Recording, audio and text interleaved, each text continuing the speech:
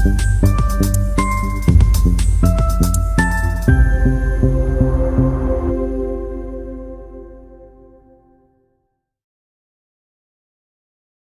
مجددا سلام عرض میکنم دوستان. جلسه دوم از دوره برنامه‌نویسی کوانتومی با کیسکیت ورژن 1 رو شروع میکنیم. تو این جلسه قصدمون اینه که بیایم و مطالبی که جلسه پیش یاد گرفتین رو یاد بگیریم که چطوری با کیسکیت انجام بدیم. منم علی کوکانی هستم، فارغ التحصیل کارشناسی ارشد دانشگاه تهران، مهندس کامپیوتر، و این دوره با همکاری ستاد توسعه فناوری‌های اپتیک و کوانتوم و کانون علمی فرهنگی رسانا برگزار میشه و ازشون تشکر میکنیم بابت حمایتشون. خب کتابخونه کیسکیت کتابخونه‌ایه که توسط شرکت IBM که یکی از بزرگترین شرکت‌ها توی زمینه ساخت سیستم‌های کامپیوتری هست معرفی شده و اینکه ما این جلسه می‌خوایم که با این کتابخونه حالا یاد بگیریم که چطوری کار بکنیم و بتونیم اون مدارات کوانتومی، اون حالتایی که جلسه پیش دیدیم، گیت های مختلف رو اجرا بکنیم و بر روی مداراتمون ازشون بهره ببریم. زبان‌های برنامه‌نویسی دیگه‌ای هم هستش برای کار با کامپیوترهای کوانتومی، ولی با این دلیل که خب کیسکیت خیلی بیشتر روش کار شده و اینکه حالا تیم قوی‌تری پشتش بوده و آپدیت‌های بیشتری داشته، الان میشه گفتش که واقعا با اختلاف از تمام زبان‌های برنامه‌نویسی کوانتومی خب جلوتر هست. کتابخونه کیسکیت به کمک زبان پایتون اجرا میشه و یک کتابخونه‌ایه که توی پایتون ازش استفاده میشه و اینکه ما برای اینکه خیلی ساده بشه کار و شما مجبور نباشین که الان حالا اگر یه موقع کسی پایتون روی سیستمش نداره یا هر مسئله دیگه‌ای، ما می‌خوایم که از محیط کلاب، گوگل کلاب استفاده بکنیم برای کد نویسی و خب بریم ببینیم که چطوری میتونیم که کلاب رو بیاریم. خب صفحه من دارین، اگر که سرچ بکنید کلاب، حالا من البته چون سرچ کردم قبلا یعنی برای من سریع میاره تو خود محیطش، ولی اینجوری تو گوگل اگر که سرچ کنید کلاب این صفحه رو میبینید و واردش که بشید، اگر که ایمیل داشته باشین همونطور که امکانات درایو و خیلی چیزای دیگه گوگل رو ازش میتونید استفاده کنید، این امکان رو هم میتونید استفاده کنید. این گوگل کلاب چیزی هستش که حالا گوگل ارائه داده و شما میتونید که با اکانتتون بهش وصل بشین و به صورت عادی به شما امکان میده که پردازشتون رو و کار با پایتون رو به کمک این محیط انجام بدین و خب محیط جوپیتر نوتبوک رو داره حالا و حالا محیط‌های دیگه‌ای هم هستش، ولی این جوپیتر نوتبوک خیلی یوزر فرندلی و شما میتونید خیلی راحت باش کار بکنید. من حالا اینجا روی یه اکانت دیگه گوگلم اینجا میخوام که ارائه بدم این رو. همینجوری که میبینید میتونید باز بکنید و حالا شما کافیه که یه دونه نیو نوتبوک بزنید، ولی من اینجا یه صفحه رو حالا از قبل داشتم که میخوام رو همین برم و هیچ فرقی نداره وقتی اینم برای من خالیه. و اگر که تا اینجا حالا انجام داده باشین، شما باید این صفحه رو ببینید و بتونید که آماده باشید برای کار با جوپیتر نوتبوک و گوگل کلاب. خب ببینید اون گوگل رو که روش گوگل کلاب رو که بزنید این صفحه میاد برای شما. الان باید صفحه من رو داشته باشید. حالا اینجا میگم من روی شما میتونید اینجا نیو نوتبوک بزنید و اگر که این آدرس ایمیل داشته باشین یا اکانت ایمیل داشته باشین یا اکانت جیمیل در واقع، میتونید که شروع بکنید به کار و نیو نوتبوک رو بزنید و باز بکنید و این طریق. ولی من میخوام برم روی یه اکانت دیگه گوگل هم که الان شما میبینید. خب همونجوری که گفتم میتونید نیو نوتبوک بزنید و باز بکنید و وارد محیط کدنویسی گوگل کلاب بشین. بسیار ساده و هیچ مسئله‌ای نداره، برای همین محیط رو انتخاب کردیم برای انجام کارم. خب محیط گوگل کلاب پایتون رو که به صورت خودکار نصب داره رو خودش. علاوه بر این یه سری از کتابخونه‌های معروف پایتون رو هم داره، مثلا نامپای، ولی کیسکیت رو نداره و شما باید کیسکیت رو خودتون روش نصب بکنید وقتی که میخواین شروع بکنید به کار. برای نصب کیسکیت کافیه که شما بیاید و دستور نصب معمولا به این شکله. حالا تو گوگل کلاب برای اینکه هیچ مشکلی پیش نیاد بهتره که یه علامت تعجب اول بذارید و بزنید pip install کیسکیت. حالا همین رو اگر ران بکنید کیسکیت نصب میشه، ولی یه سری ویجت هایی هستش که اگر به این شکلی، یعنی این بزنید IPY widgets، اگه اینجوری بزنید اون ویجت ها هم میاد که خب بهتره دیگه همه چیزو با هم داشته باشیم اینجا. و یه کتابخونه دیگه هم لازمه برای اینکه ما بتونیم ویژوالایزیشن هامون رو راحت انجام بدیم موقعی که میخوایم یه سری چیزایی که حالا بیس زبان برنامه‌نویسی لتکس رو دارن برای نوشتار اون رو هم داشته باشیم. این رو هم نصب میکنیم. دوره علامت تعجب pip install py latex enc. خب اینو که حالا شما وقتی میخواین یه دستوری رو مثلا توی یکی از این کادرها ران بکنید کافیه که حالا یا اینجا روی این علامت بزنید یا روی کیبوردتون وقتی که توی این کادر هستش روی کیبوردتون کنترل و اینتر رو بزنید که همون کادر رو اجرا میکنه، یا شیفت اینتر بزنید که به صفحه یه کادر جدیدم باز میکنه و میره بعدی، یا اگر کادر بعدی هستش میره سر اون. من شیفت اینتر رو میزنم الان، میبینید که خود به خود یه دونه کادر جدید برنامه‌نویسی باز شد و اون کادر قبلی هم داره ران میکنه. داره این گوشه هم که ببینید وصل میشه به اون سی پی یو گوگل برای اینکه کار بکنه. خب داره کیسکیت رو نصب میکنه الان و اینجا هم بغلش علامت صد نشون میداد که داشت اون دستور الان اجرا میشد. حالا این یکی دستور، یعنی این پایلتکس رو داره نصب میکنه. خب اجرا شد، هیچ مشکلی نداشت، یه علامت تیک این بغل اومد، حالا زمانی هم که ران انجام شده رو هم نشون میده و وقتی هم که اینجا مثلا چیز باشه این عدد یکی که نشون میده یعنی این اولین دستوری بوده که حالا تا اینجا ران شده، اولین کادری که ران شد. محیط کلاب به شما اجازه میده که به جی پی یو های گوگل هم وصل بشین که البته یه محدودیتی داره و میتونید حالا اکانت بخرید و مدت‌های بیشتری ازش استفاده کنید و به جی پی یو بهتری وصل بشین که اون الان خارج از بحث ماست. حالا فعلا همین سی پی یو رو استفاده می‌کنیم.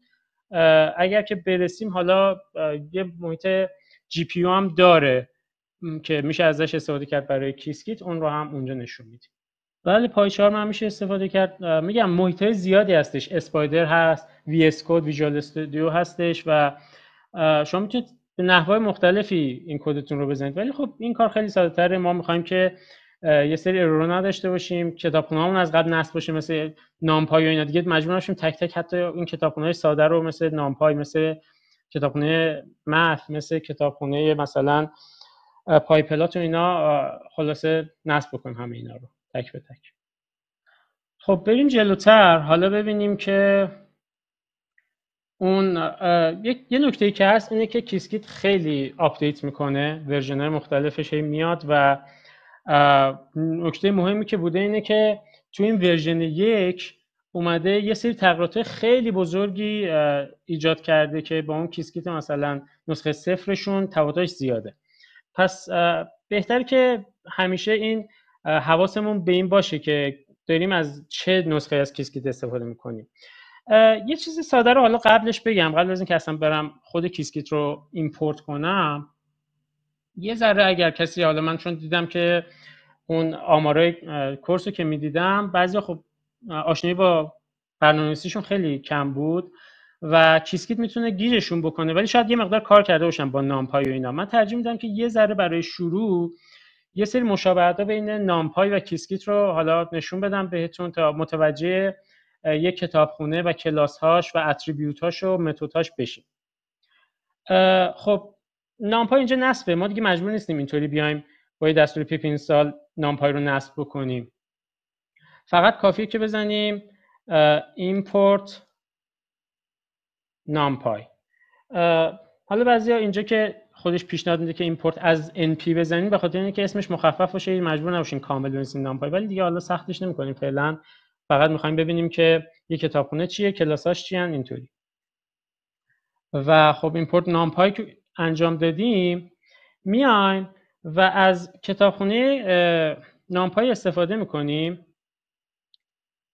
و یه نمونه حالا به فارسی و یا به انگلیسی اینستنتی درست می‌کنیم که نامپای رو و در واقع کلاس اری رو، ببینید پایتون چیزی بیشتر از اون عددها و لیست ها و حالا دیکشنری و تاپل نداره. یعنی اصلا اینکه ما میایم اینجا و میبینیم حالا آرایه هست، یه چیزی به نام اری هست، این چیزی که نامپای داره به ما میده. خب و این اری اصلا میگم یه متغیر به خصوصی نیستش، این در واقع یه کلاسی از نامپایه که احتمالا خیلیاتون باش کار کرد. خب میایم نامپای اری در واقع این کلاس رو ازش میایم استفاده میکنیم و مثلا به عنوان ورودی شما میتونید عدد بدید یا لیست بدید. من الان یه لیست همینجوری رندوم بهش میدم، مثلا 2 و 5 و 9. اینو به عنوان یه لیست، این یه لیسته که ما تو ورودی این کلاس اری میذاریم از کتابخونه نامپای که اینجا هم حالا ایمپورتش کردیم این کتابخونه رو و اینستنسش میکنیم توی A.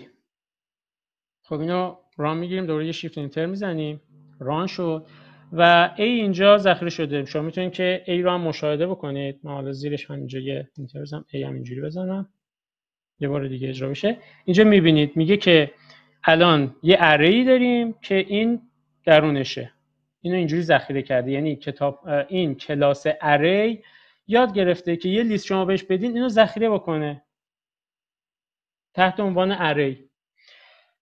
حالا مسئله بعدی اینه که خب یه سری ویژگی‌های دیگه هم داره این اری.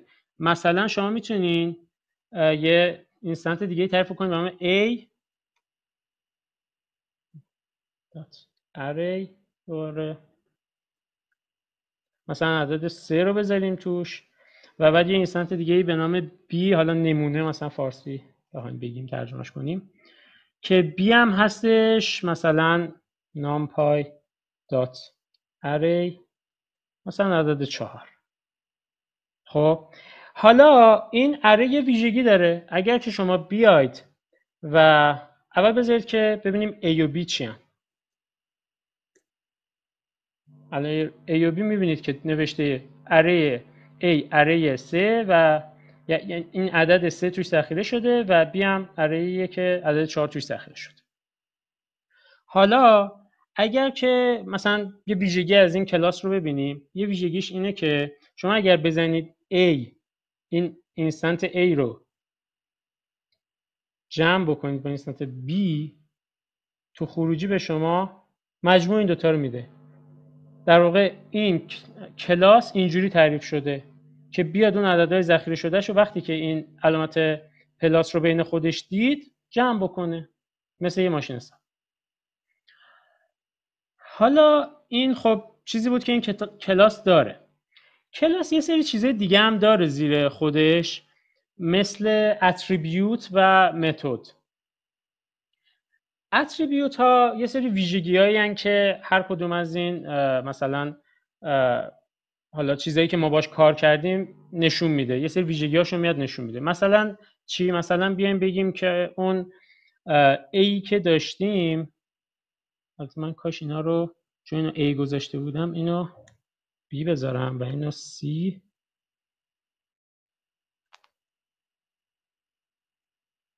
یه بار دیگه اینا رو همه رو رام بکنم.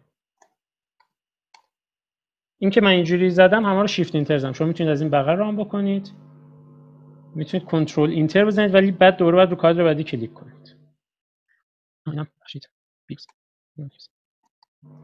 خب حالا بیایم ببینیم که اتریبیوت مثلا A، یکی از اتریبیوتاش اینه که یه در واقع اتریبیوت که تعریف شده اینه که شما بزنید D تایپ، یعنی برای این کلاس اری تعریف شده که یه اتریبیوتی داشته باشه به نام دی تایپ. اگر این دی تایپ A رو بخوایم ببینیم، به شما برمیگرده میگه که A رو به صورت یک اینتیجر 64 بیتی براش ذخیره کرده.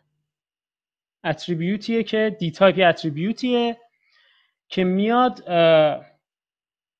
نحوه ذخیره سازی اون A رو به شما نشون میده. دوباره یه اتریبیوت دیگه اینه که مثلا شما بیاین بزنین A دات مثلا shape و ببینید که مثلا به چه شکلیه. خب میبینیم که این مثلا A ما که اینجا یه لیستی بود به طول 3، خب داره میگه یه طول 3 داره و دیگه چیز دیگه نداره. اگر یه ماتریس بود، اگر دو بعدی بود، اینجا مثلا عدد دوم داشت. و یه سری متد هم داره این کلاس نام حالا اره ما.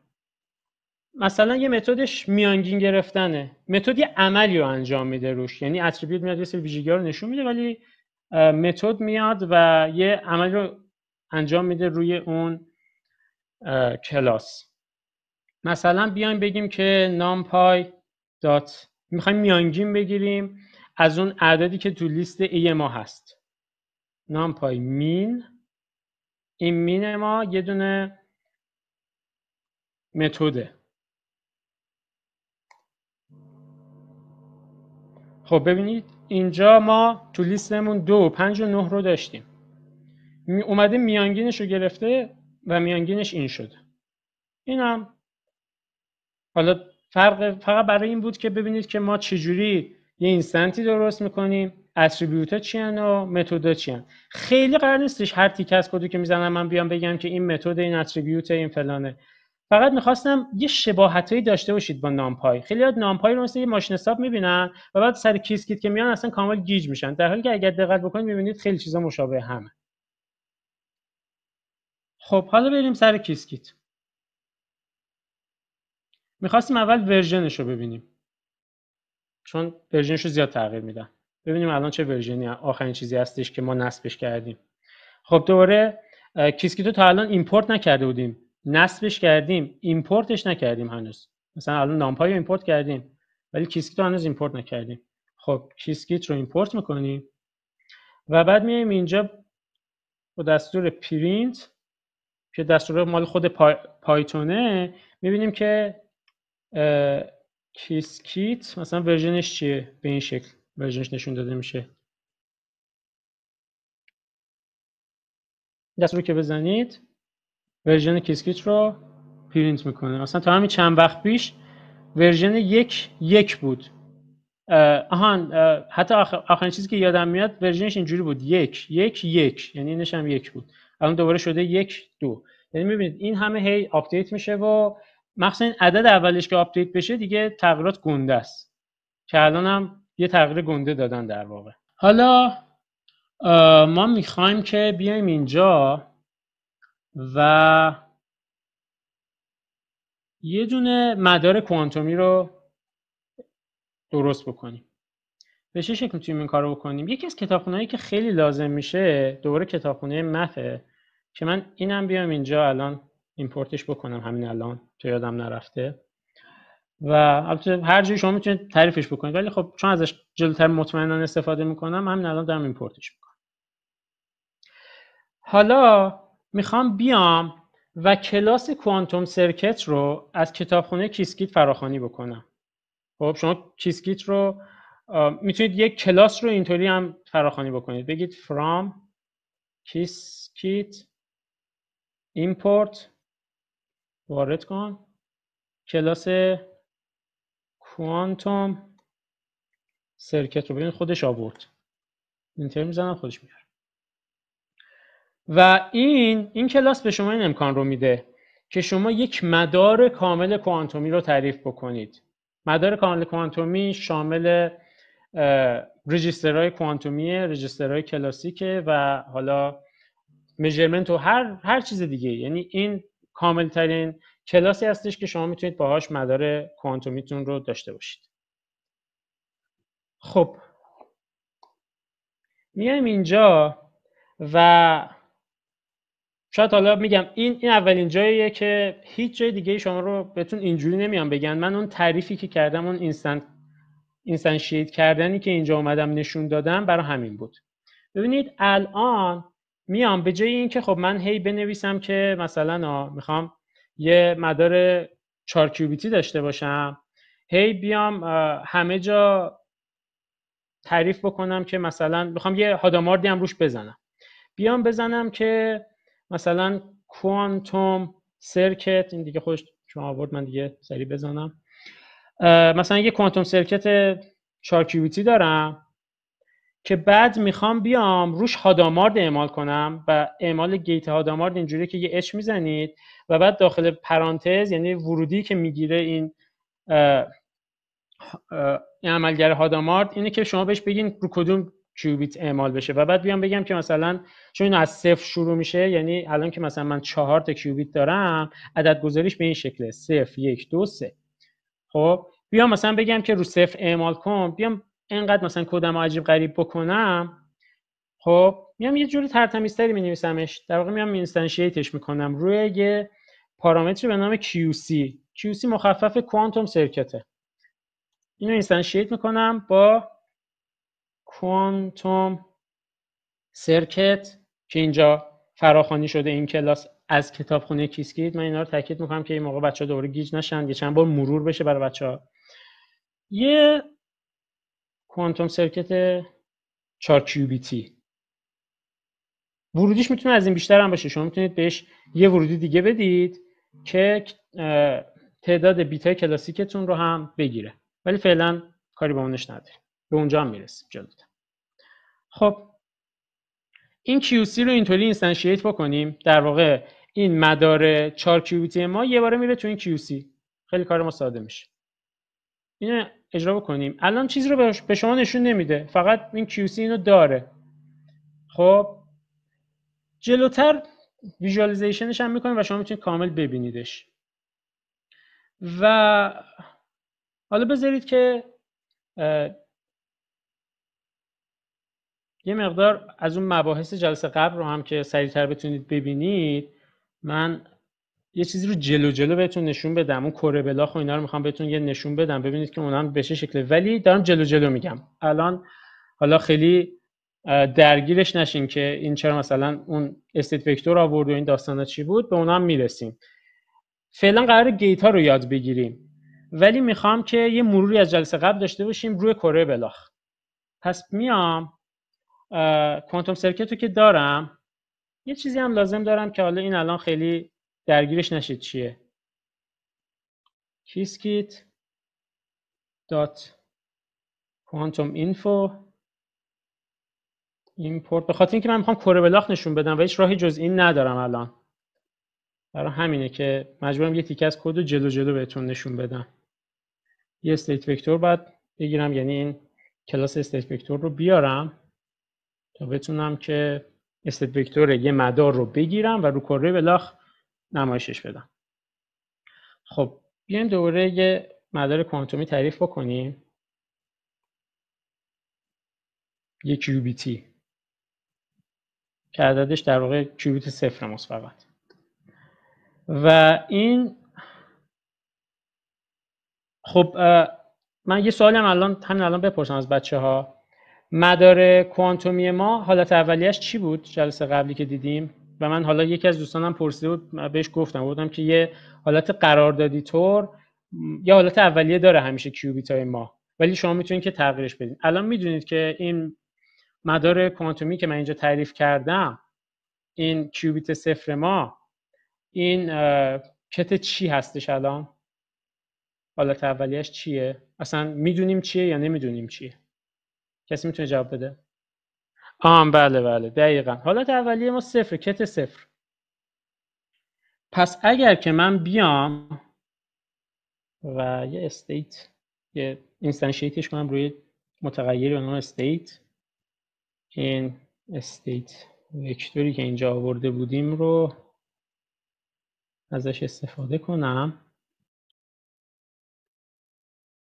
الان واقعا میگم درگیر این داستان نشید که من دارم چیکار میکنم، چون من میخوام فقط کره بلاخ بیارم و این یه تیکه از کد میگم یه ذره جلوتر از جایی که کلاس باید باشه.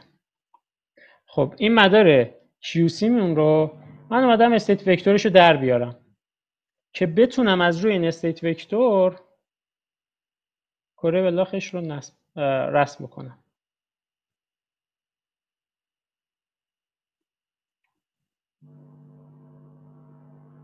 خب الان میتونید ببینید کره بلاخ رو. بله همون جوری که انتظار داشتیم حالت اولیه کیوبیت ما صفره، کت صفر.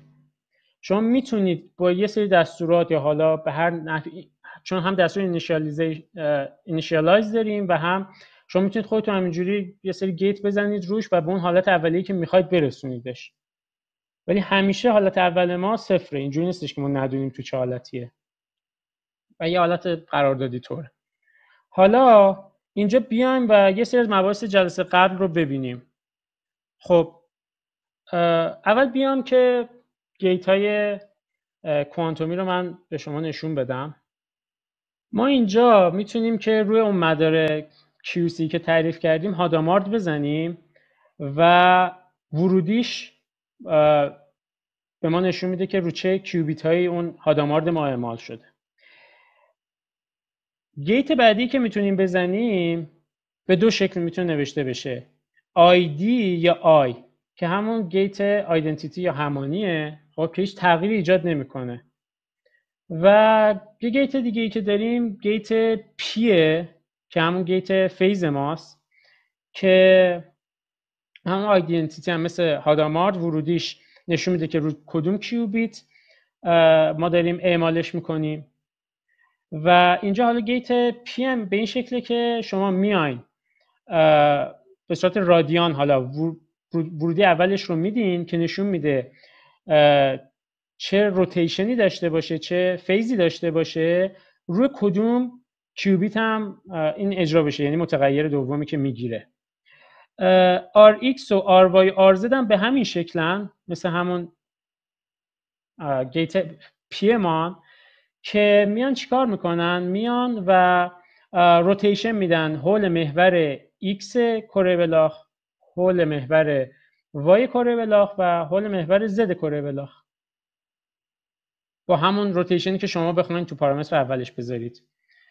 و یه گیت S هم داریم که این در واقع همون گیت پی ماست، فقط به اندازه پی دوم روتیشن داره. یعنی این پی رو اگر اینجا بزنید و دقیقاً الان همین دستوری که اینجا میبینید داره اس میزنه روی کیوبیت صفر، یعنی به اندازه پی دوم روتیشن حول محور زد ما میده روی کیوبیت، حالا اینجا روی کیوبیت 3 این اون روی کیوبیت 0. خب ولی اون دست خودتونه که چقدر باشه اون روتیشن. استگر داریم که چیکار میکنه که معکوس این کار رو انجام میده، یعنی پی دوم یعنی منفی پی دوم میچرخونه، یا حالا میتونیم بگیم 3 پی دوم میچرخونه. اون میزان روتیشنش مشخصه، فقط شما باید بهش نشون بدین که رو کدوم کیوبیت اجرا بشه. SAX داریم که میاد در واقع یعنی جذر اون حالا اسماست. و دوباره گیت تی داریم که میاد به اندازه پی چهارم روتیشن میده. اینا همشون در واقع میشه با همون گیت پی ساخته شد. و به همین شکل گیت های دیگه ای که داریم مثل دوباره تی دگر داریم که معکوس عمل میکنه. گیت یونیورسال داریم که همه جهت ها رو، یعنی شما اینجا Rx, Ry, Rz رو دارین. خب میتونید این رو کلا به جای اینکه مثلا اون میزان روتیشن که میخواید در جهت x داشته باشید، در حول محور x داشته باشید، یه مقدار روتیشن در حول محور y داشته باشید، یه بارم حول محور z داشته باشید، همه اون رو میشه معادل سازی کرد که به کمک گیت u اجرا بشه، یونیورسال روتیشنه. که حالا این دیگه محاسبهش یه مقدار پیچیده تره، ولی 4 تا ورودی میگیره. 3 تای اول پارامترهای روتیشنشن و آخری نشون میده که رو کدوم کیوبیت اعمال بشه. و میرسیم به گیت های پاولی ما، گیت X، گیت Y و گیت Z. شما میتونید این گیت Y رو اینجا خیلی حالا جالب اینجوری به این شکل نشون بدیم. شما اگر که بیاین یه لیست بدید بهش، یه باره میتونید به جای اینکه مثلا بنویسین یه بار qc.y مثلا رو 0 بعد دوره qc.y مثلا روی 1 میتونید یه لیستی بدید از اون بیت های کوانتومیتون، کیوبیت هایی که میخواین که روشون این اعمال بشه و یه باره رو همشون گیت وای اجرا بشه. خب بریم و اینا رو اجرا بکنیم، بریم ببینیم که به چه شکلن. حالا که اینو داریم میخوام این دستور رو بزنم و ازتون بخوام که بهم بگین این چیکار میکنه الان. یعنی انتظار دارید که کجا رو نشون بده این فلشه توی کره بلاخ من.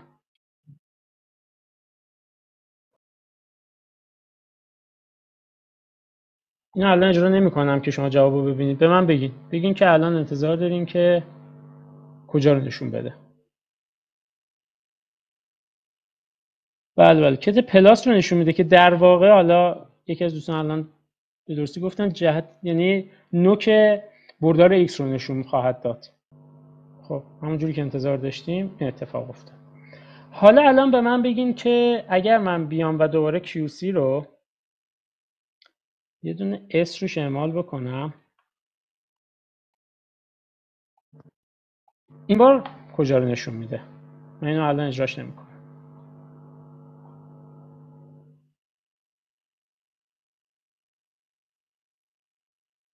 کت صفر رو نشون میده.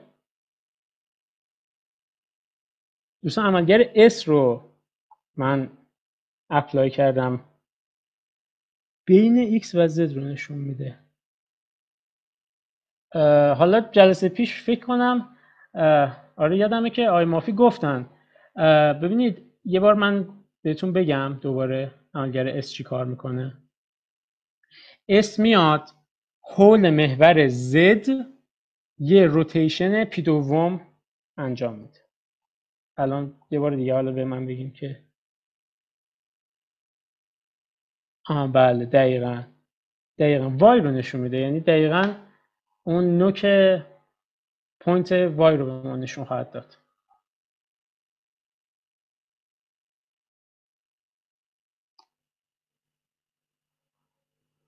بله به خاطر اینکه پی دوم چرخیده. بله پی دوم که به چرخه حول محور زد ما که اینجا حالا زد رو نشون نده برشته 0 و 1 گذاشته به جاش، جای وای میاد.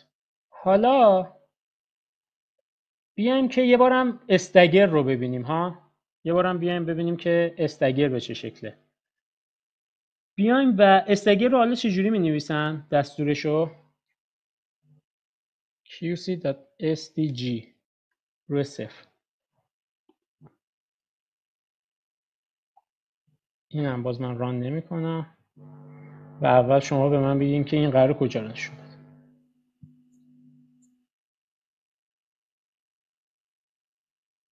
خب دوستان استگر بزنیم کجا رو نشون میده؟ بله دقیقاً به خاطر اینکه قبلش روی وای بوده و الان برمیگرده روی ایکس دوباره، یعنی خنثی میشه. خب حالا بریم که دیگه همه این گیت ها رو یه بار داشته باشیم و ببینیم که به چه شکلن. پس دیگه الان میگم اون مطالب جلسه قبلم یه جورایی مرور شد. حالا بریم که این کره بالاخره فقط می‌خواستم نشون بدم، یه سری از کدا مجبور شدم جلوتر بهتون نشون بدم که کره بالاخو داشته باشیم. دیگه از اینجا به بعدش روتین بریم جلو. خب میخوام دیگه همه این عملگرایی که داریم رو بزنیم. میام یه بار دیگه من QC رو از اول تعریف میکنم و یه 4 کیوبیتی خواهیم داشت که میام دیگه تمام این عملگرا رو روش بزنیم.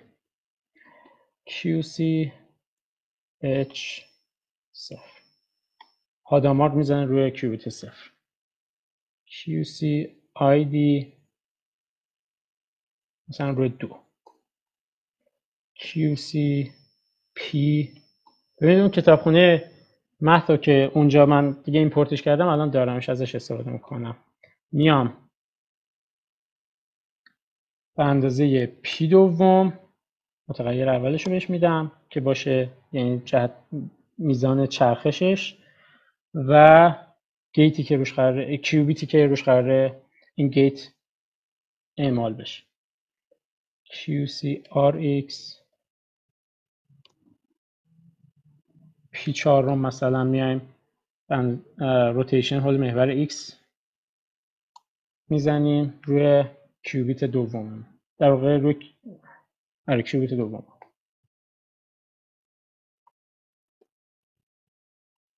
اینم P8 مثلا روتیشن حول محور Y روی کیوبیت حالا 0، شماره اون کیوبیت رو میدیم دیگه. اینجا مثلا عدد 2 در واقع کیوبیت سوم ماست و حول محور Z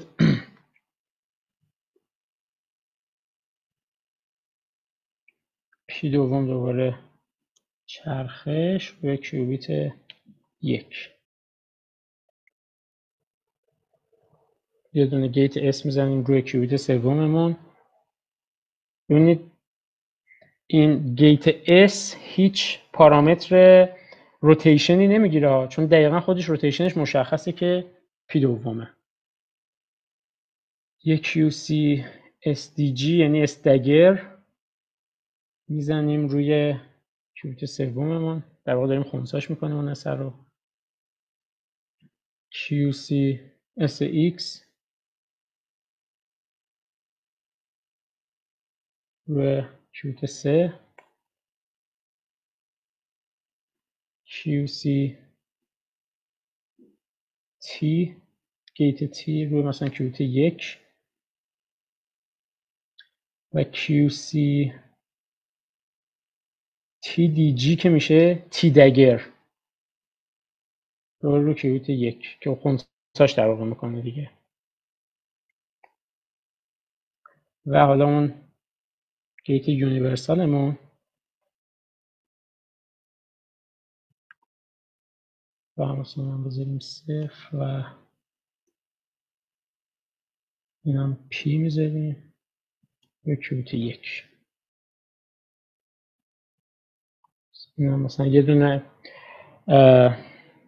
حالا عملگر X یا همون ماتریس پاولی X که روی کیوبیت 3 میذاریم، در واقع نات میکنه. و QC Y یعنی عملگر Y میزنیم روی مثلا حالا همون جوری که تو چیز داشتیم یه لیست تعریف بکنم روی چند تا کیوبیت بزنم، روی کیوبیت 0 و 2 و 3 و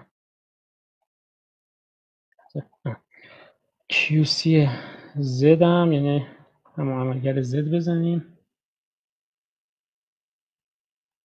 در واقع Z هم همون P هست مثلا دوستان، و میزان روتیشنش چقدره میتونید بگید؟ بپرسم به جای اینکه خودم جواب بدم. روتیشن Z چقدره؟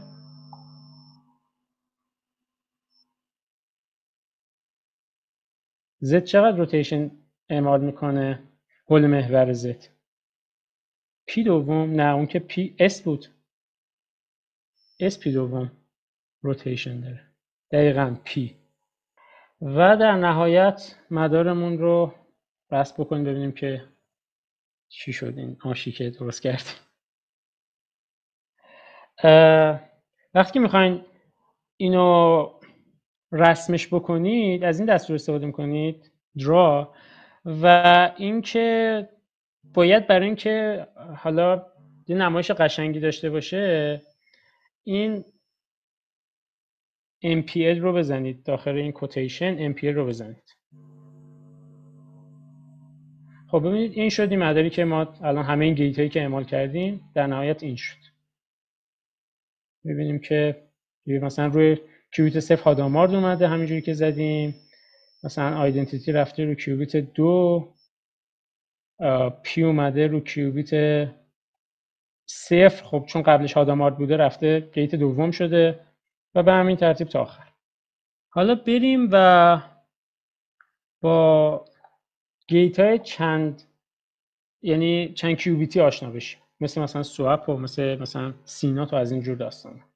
حالا میایم و دوباره QC رو از اول تعریفش میکنیم برای اینکه ریست بشه. و یکی از گیت های چند کیوبیتی ما مثلا توفولی است که در واقع 2 تا کنترل داره و یه دونه هم تارگت که این متغیر اول و دومش نشون میده کنترلاش کجا باشه و ببینید حالا خودش هم داره نشون میده این کنترل کیوبیت یکیشه و در نهایت وقتی بیان اینجا نشون میده که قراره تارگت رو بگید آبی خودش میکنه که این قراره تارگت ما باشه تارگتمون هم باشه مثلا کیوبیت 2 عملگر بعدی که داریم CH هست که این C دیگه مخفف کنترله خب هادامارده یعنی کنترل رو هادامارد میاد میگه که مثلا گیت کیوبیت 0 ما اگر که 1 شد هادامارد اعمال کن رو کیوبیت 1 الان تارگت من کیوبیت 1 دوباره یه عملگر دیگه ای که چند کیوبیتیه مثلا هست کنترل فیز خب که این باید اول میزان چرخش رو مشخص بکنید ببینید خودش داره میگه تتا رو اول بده که من میزنم مثلا P4 رو و بعد اینجا میام حالا ببینید خودش دوباره آبی کرد میاد کنترل مشخص میکنه کجا باشه کیوبیت 0 رو میزنم کنترل و کیوبیت 1 میشه تارگت ما عملگر بعدی ما کنترل RX هست CRX که میاد روتیشن حول محور X ایجاد میکنه دوباره تتاشو مثلا مشخص بکنیم مثلا بذاریم P2 و گیت کنترلش رو گذاشتم کیوبیت 2 و گیت تارگتشو میذارم 3 اگر دقت بکنید اون آبیون بالای نشون میداد که دارم کجا رو مشخص میکنم عملگر بعدی باز کنترل RY یعنی CRY که میاد چیکار میکنه روتیشن حول محور Y با کنترل حالا مثلا من اول میگم باید زاویه چرخش رو اول مشخص بکنیم تتاشو مشخص بکنیم این هم میذاریم P8 و کنترلش رو میذاریم مثلا 2 و تارگتش هم میذاریم دوباره تتا رو برای این حالا عملگر بعدیمون هست کنترل RZ روتیشن حول محور Z این هم بذاریم P4 رو کنترلش رو میذاریم 0 و مثلا تارگتش رو میذاریم 1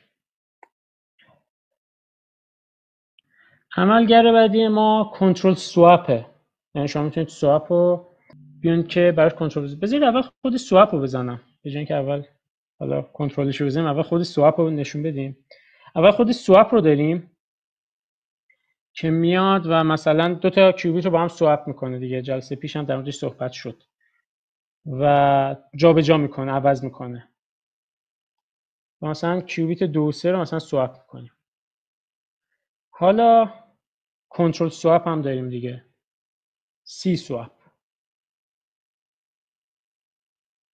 که میاد کنترلش رو اول مشخص میکنه که 0 باشه مثلا و 2 و 3 رو سواپ کنه یعنی چی یعنی اگر کیوبیت 0 ما 1 بود بیا و کیوبیت 2 و 3 رو سواپ کن تارگتاش 2 تاست و حالا دوباره باز داریم مثلا اون SXی که داشتیم میتونیم حالا کنترل SXش بکنیم CSX که مثلا کنترلش باشه 0 و تارگتش هم باشه 1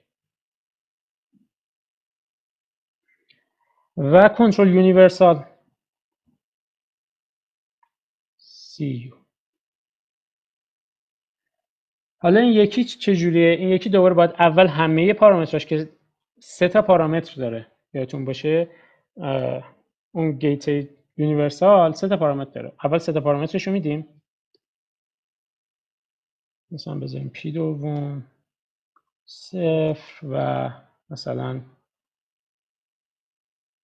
پی و بیایم حالا ببخشید 4 تا پارامتر داشت، حواسم یه لحظه پرت شد. 4 تا پارامتر، پارامتر چهارمش هم حالا بذاریم 0 و حالا بیایم مثلا کیوبیت کنترلش رو مشخص کنیم که 0 باشه و تارگتش هم 1.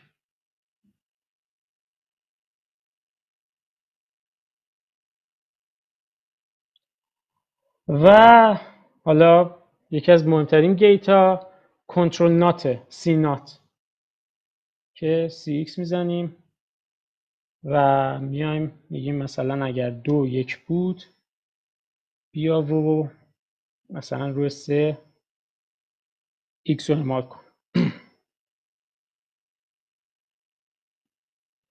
و CY همه رو همینجوری کنترلاشو داریم که عملگر پاولی Y رو میایم و CZ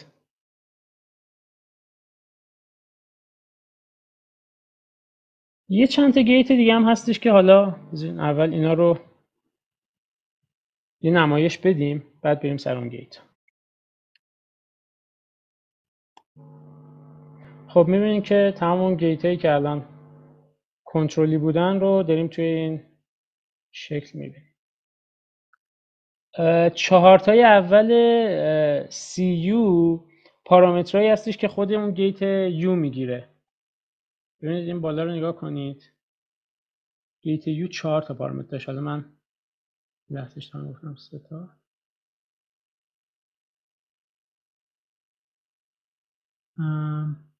نه 3 تا داره. چرا اینجا 4 تا خواست؟ شما یه لحظه داشتم به خود چیزش نگاه میکردم، اون پاپاپی که اون بالاش بود و گفت یه پارامتر دیگه هم میخواد. یه سرچ الان من سریع کردم، یه additional global phase داره. حالا میگم الان محاسباتش یادم نیستش و اینکه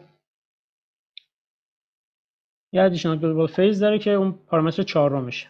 چرا 3 تا پارامتر میگیره یو خالی، ولی وقتی که داشتم میزدم دیدم یه پارامتر دیگه هم گفت میخواد که من همینجوری حالا 0 دادم بهش. میگم الان محاسباتی که برای حالا این عملگر یو هستش رو یادم نیستش، ولی یه سرچ سریعی که کردم که برای چی حالا یه پارامتر بیشتر میخواد، گفت additional global phase داره. عملگر سواب میاد فقط تتای 2 کیوبیت رو جابجا میکنه، نه تتا رو جابجا نمیکنه، 2 تا کیوبیت رو با هم جابجا میکنه.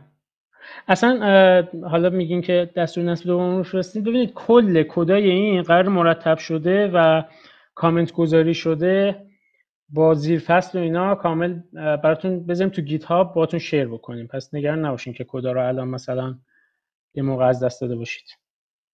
گیت دیگه هم هستش که چند کیوبیتی هم، اونا رو هم اضافه بکنم.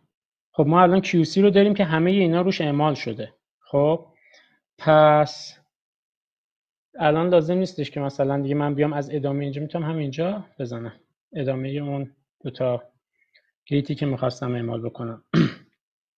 خب ما یه دونه هم داریم به نام مولتی کنترل فیز، یعنی گیت های کلا مولتی کنترل داریم که مثلا اینجوری دستورش MCP. خب که میتونید فازش هم مشخص بکنید که چقدر باشه. اول پارامتر اولش فازشه که مثلا بذارم پای P4 و بعد میاین یه لیست تعریف میکنید از اونایی که قرار کنترلی باشن و 0 و 1 و مثلا 2 رو من میذارم کیوت کنترلیم و کیوت 3 رو میذارم تارگت. حالا این خیلی چیز جالبیه. بذارین همینجا من اینو رسمشم بکنم.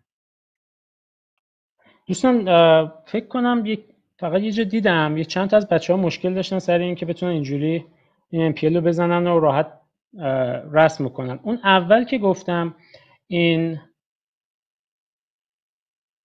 پایلتکس ENC رو نصب بکنید به خاطر همین بود. یعنی اگر اینو نداشته باشین این دیگه نشون داده نمیشه.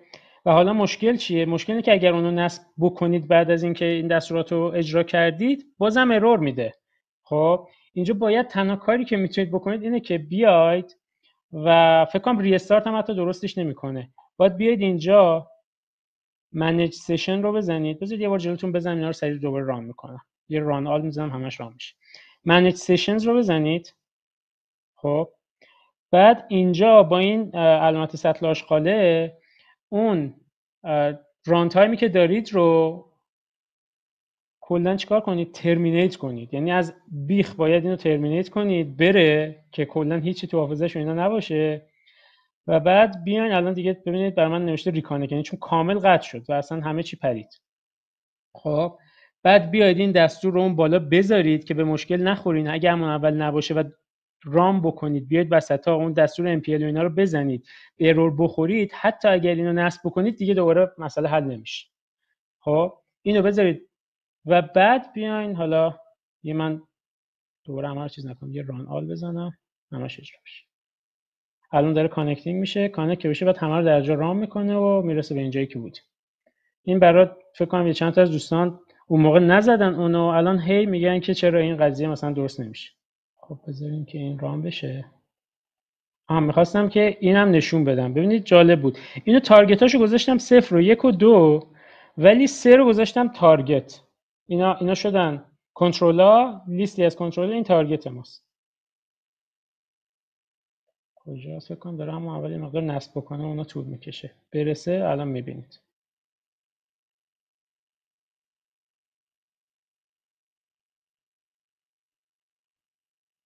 خب این آخری همونیه که ما الان زدیم. این آبی بزرگه همون. الان میدونید که چرا این شکلی شد؟ چرا هیچ کدوم یعنی درست حسابی نه تارگتی داره نه کنترل داره؟ قضیه این چیه؟ یعنی قرار نبود که کیوبیت 3 ما تارگت باشه. چرا انگار همشون کنترلن؟ تو دستور کیوبیت گفتم بهتون ببینید اگر که اون اول اگر که تو محیط کلپ هستین، خب اگر که اون اول این رو نصب نکنید، علامت تعجب پیپ اینستال پایلتکس ENC رو نصب نکنید، خب دیگه بعدش همینجور ارور خواهید گرفت. باید کامل ترمینیت بکنید صفحتون رو و از اول نصب بکنید. ران تایمتون رو باید ترمینیت بکنید و از اول. خب دوستان برای چی این کنترلش تارگتش هیچ فرقی با هم نداره؟ این قضیه ما 3 تا کنترل دادیم و یه دونه تارگت ولی همشون انگار نمیدونم انگار همشون شدن کنترل. قضیه از چه قراره؟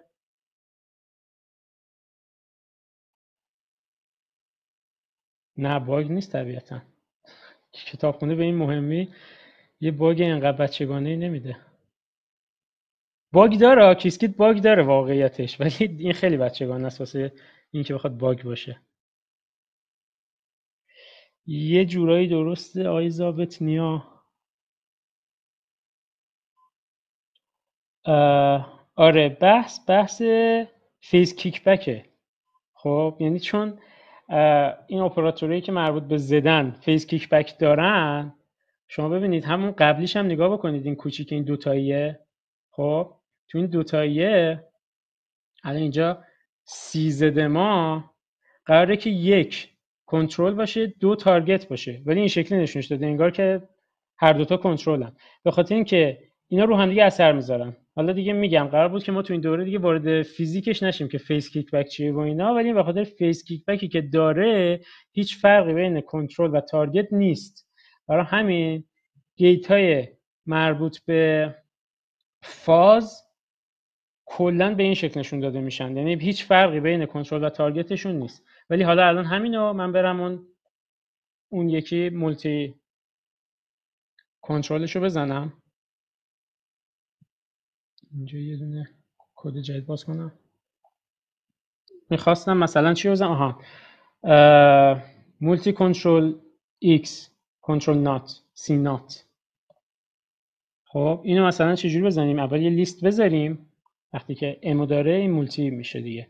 چند تا مثلا کنترل براش بذاریم، 0 و 1 و 2، اینا همه کنترل قرار باشن و این 3 قراره بشه چی؟ قرار بشه تارگت ما. حالا اینو نمایش بدیم. ببینید این یکی دیگه تارگتش کاملا متفاوته. یعنی الان کیوبیت 3 ما، شماره 3 ما تارگته و اون سته قبلی که تو یه لیست دادیم بهش اونا همه شدن کنترل. ولی تو قضیه اونایی که فیز دارن این داستان همیشه خواهیم داشت. یعنی مثل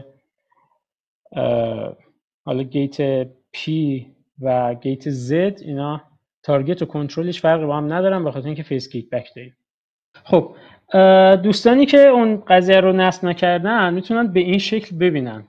خب یعنی بذارید من اینم بزنم، تون سرکت مثلا ستایی بزنیم و یه دونه GX دستم بزنیم، یه GX داشته باشیم QC دات، یه هادامارد اعمال کنیم رو کیوبیت 0، یه دونه کنترل X بزنیم با کنترل 0 رو تارگت 1 و یه دونه CX بزنیم. البته اگر بدونید GX رو میشه چندین حالت بستیه. مثلا میشد این الان دارم کنترل هم میذارم 0، تارگت هم میذارم 2، ولی اگر شما کنترلتون رو 1 هم بذارید این باز GX ده. GX رو چندین حالت مختلف میشه بست. خب و اینجا بیام QC.draw رو بزنم، رسم بزنم، ولی توش این MPL رو نذارم. اگر دوستان هنوز متوجه نشدن فعلا برای اینکه کارشون را بیفته این MPL رو نذارید. یه شماتیک اینطوری خیلی ساده و یه مقداری بعد قیافه نشون میده، ولی خب نشون میده دیگه، ارور رو نمیخورید. اگر که اون پای لاتکس ENC رو نصب نکرده باشید. خب و اون دستور میگم کوتیشن MPL رو نزنید. حالا اگر که همینو بیایم دوباره QC draw MPL رو بزنیم، همینو ترتمیز رو قشنگ نشون میده. به درد این میخوره که شما تو مقالتون بیاید اینو قشنگ نشون بدید. میتونید سایزش هم حالا بزرگ بکنید. یه باید برید دستورات با کتابخونه پایپلات اینو تغییرش بدید. خب بیایم ببینیم که حالا یه چیز داریم به نام بریر چه جوری میتونیم بزنیم.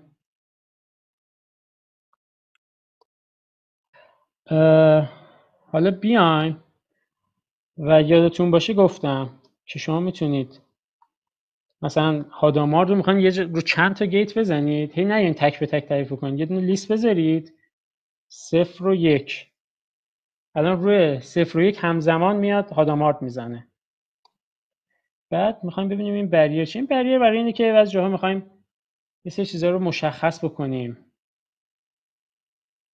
بریر کلا اینجوری اعمال میشه رو کل اون کوانتوم سرکیت ما اعمال میشه و بعد QC مثلا X روی 0 و QC مثلا دوباره چه بدونم X دوباره بازم رو 0 QCS رو 1 و دوباره یه بریر دیگه بزنیم.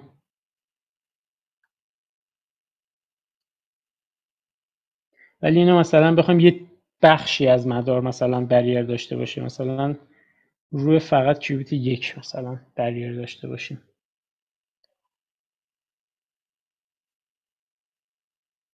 و دوباره مثلا 1 اینو رسم بکنیم.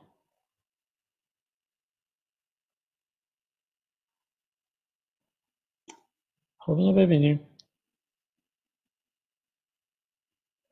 برای یه چیزیه که میگم بیشتر شماتیکیه.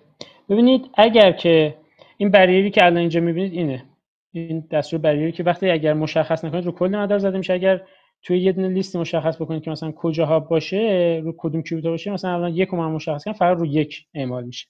خب اگر این بریر اینجا نبود این اس میافتاد زیر این x دومیه. یه جاهایی هست بذارید اینو یه جور دیگه بزنم.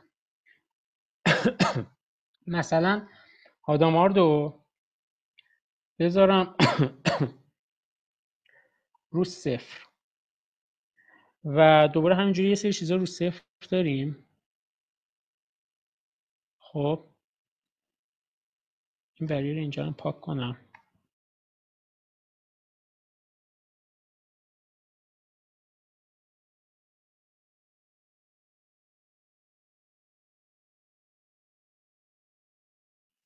ببینید مثلا میخواید این اس نره زیر هادامارد، بخاطر اینکه اینجا خالی داره. این مثلا اس توی یه سری شماتیکا به دردتون میخوره دیگه. این نره زیر هادامارد، شما این اس رو میزنید که مثلا سر یه جای خاصی میخواید باشه، با بریر میتونید مشخص بکنید. حالا یه سری کاربردهای دیگه هم باز میتونه داشته باشه. خب بریم سر میجرمنت ها. حالا اینجا چون ما میخوایم میجرمنت داشته باشیم، خب میجرمنت رو باید روی بیت کلاسیک انجام بدیم دیگه. یعنی میجر میکنیم، نتیجهش رو بیتای کلاسیک میبینیم. اینجا اگر که شما کوانتوم سرکت رو تعریف بکنید و متغیر اولش رو بزنید، تعداد کیوبیت هاتون مشخص میشه، یا حالا کوانتوم رجیستراتون مشخص میشه. و بعد اگر که یه عدد دیگه به عنوان متغیر دوم بدین، اون کلاسیک رجیستراتون مشخص میشه. خب بیایم اینجا بزنیم مثلا هادامارد اعمال کن روی 0 و 1 و 2 و بعد حالا با دستور میجر این رو میجرمنتش رو انجام میدیم. میگیم که اینجا میتونید که مثلا شما 2 تا لیست بهش بدین، یا میتونید که حتی تک عدد اگر بدین خود تک به تک میجر میکنه، ولی ما الان میخوایم 3 تا کیوبیت رو مثلا میجر کنیم. خب لیست اول میشه لیست اون کیوبیت هایی که قراره میجر بشن، ترتیبشون به چه شکل باشه. مثلا بزنید یه ذرم ترتیبش رو قراقاتی بکنم، مثلا بزنم 1 و 0 و مثلا 2 اینطوری بزنم. و بعد برای لیست دومم بزنم که مثلا اینو دیگه به ترتیب بدم 0 و 1 و 2. خب و اینو بیایم که حالا نتیجهشو ببینیم. خب میبینیم که اومده چیکار کرده. اومده اول مثلا هادامارد رو که زده، بعد اومده کیوبیت 1 رو میجر کرده روی کلاسیکال بیت یا کلاسیکال رجیستر 0 ما. بعد اومده 1 و 0 رو میجر کرده، کیوبیت 0 رو کلاسیک بیت 1 ما، و دوباره 2 رو خود 2. اینطوری یعنی میتونید بگین که کجاها رو کجاها میجر بشن. حالا این قسمت یه دونه بریر هم مثلا بذاریم و حالا دستور میجر آل هم ببینیم که چه شکل. مثلا QC رو دوباره تعریف بکنیم. ستایی اینجا دیگه لازم نیست، مثلا اگر بخوام از میجر آل استفاده کنیم اصلا لازم نیستش چیزا رو تعریف بکنیم، کلاسیکا رو. هادامارد اعمال کنیم و لیست رو دوباره بهش بدیم که مثلا 0 و 1 و 2 باشه. و بعد با دستور میجر آل، اینا خودش آورد، شما همه رو میجرمنت میکنید و بای دیفالت خودش میاد کلاسیک بیت تعریف میکنه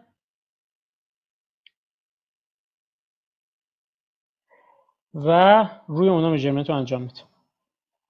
ولی فرقش چیه؟ فرقش اینه که اینجا وقتی که من خودم تعریف کردم کلاسیکال بیت رو، اسم این کلاسیکال بیت رو گذاشت سی.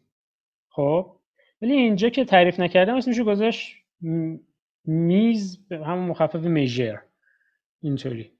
خب و اینکه یه بریر هم خودش گذاشت، وقتی که میجرال رو میزنی خودش یه بریر هم میذاره که از اینجا بعد دیگه میجر داره انجام میشه و به ترتیب انجام داد. میجرال خودش به ترتیب انجام میده این کار رو.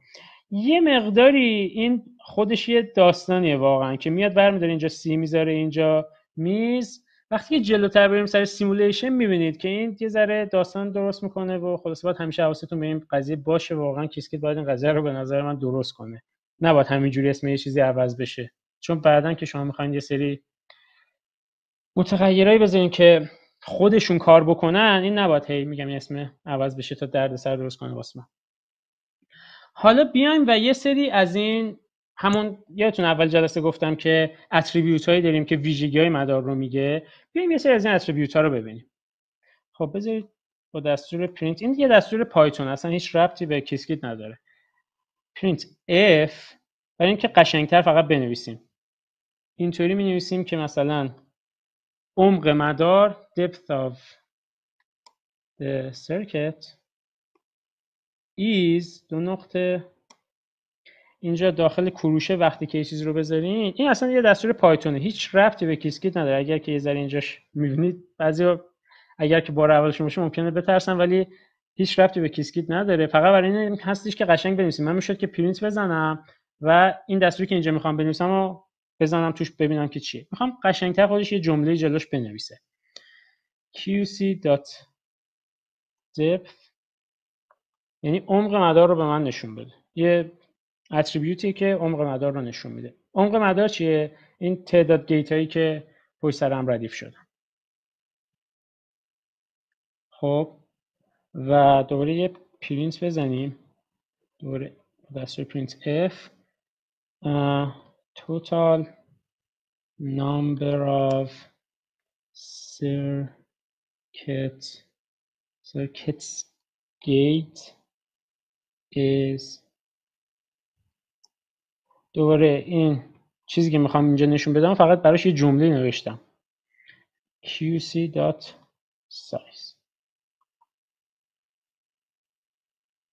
و یه اتریبیوت دیگرم ببینیم.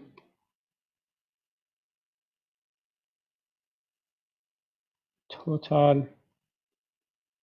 number of circuits wires is و حالا تعداد اون سیمایی که داره یه جورایی اینو بخوایم ببینیم با دستور qc.width arcs. خب اینا رو پرینت کنه ببینیم که چی میگیریم. عمق مدار 2، یعنی چی؟ یعنی ما اینجا یه سری هادامارت داریم، این میجرمنت هم یه جوری زیر همه در واقع، منتها چون اگه زیر هم میذاشیم فلشش تو هم میشد دیگه، حالا یه فاصله گذاشته. عمق مدار 2. تعداد گیت هایی که داریم چند تاست؟ 6 تاست. خب 3 تا هادامارت، 3 تا هم میجرمنته و چند تا سیم داریم، حالا به قول گفتنی یعنی 3 تا کیوبیت داریم، در واقع 3 تا سیم ایناست، 3 تا هم برای میجرمنت کلاسیکال بیت، در واقع بیت های ماست، حالا چه کوانتوم چه کلاسیک. خب اینا رو دیدیم. حالا که یه چیز دیگه ای هم هستش، اینم فقط برای اینکه گفته باشم، شما میتونین که کنترل نات رو یه جوری هم بزنید که اینم فقط برای اینکه حالا گفته باشیم.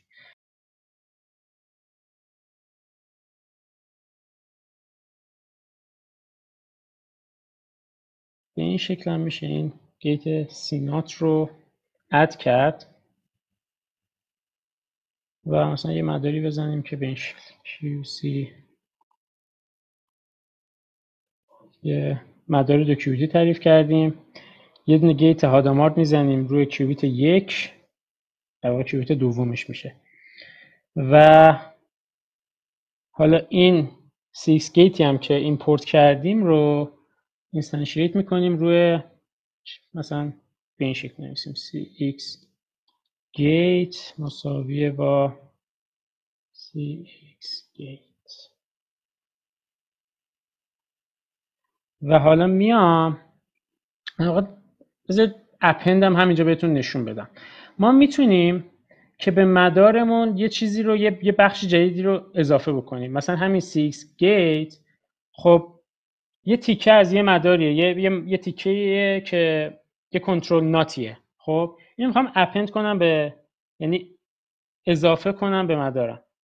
با دستور append شما میتونید که این cx underline گیتی که دادیم این رو بیاین و به، حالا میشه وارونه هم مثلا گذاشتش. ببینید اگر که بذارم 1 و 0 وارونه وای میسته، اینجوری اپند کنم و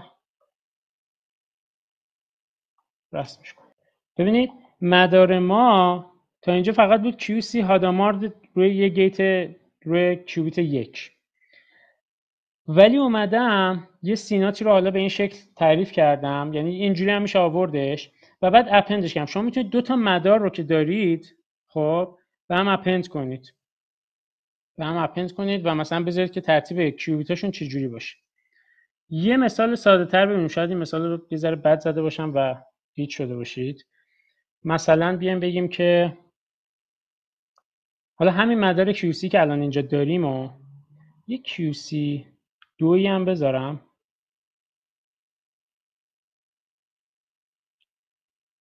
امیدوارم که اینجوری حالا گیر نکنه، ولی بذارید امتحانش بکنیم، وگرنه که باید اینستراکشنش رو تعریف بکنیم.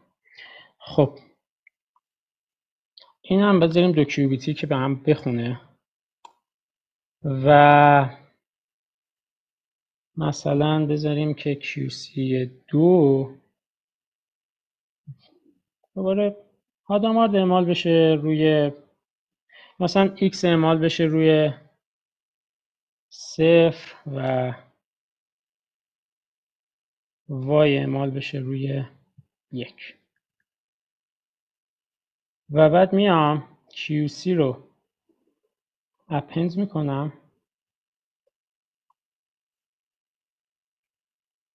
و QC 2. اگر این نشه اون وقت باید بریم جلوتر دستور اینستراکشن رو بهتون نشون بدم، چون میترسم اینو تغییر داده باشه کیسکیت. و جاشم بذارید به ترتیب چیز بکنیم که گیج نشیم. 0 و 1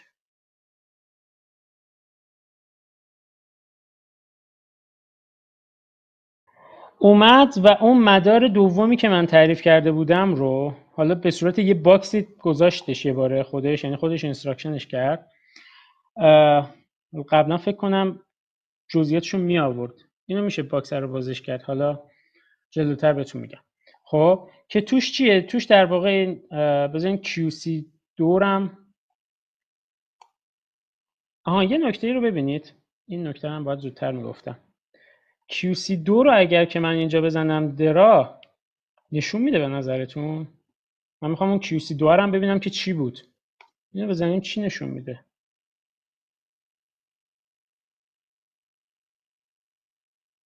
دوباره اپند کرد.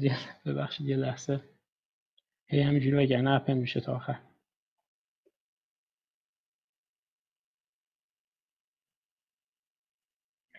خب اگر که من الان بخوام ببینم QC 2 چیه، QC خودمونم چیه، اینجا رو ببینید فقط داره QC رو نشون میده. چیکار کنیم که QC 2 رو هم نشون بده همزمان؟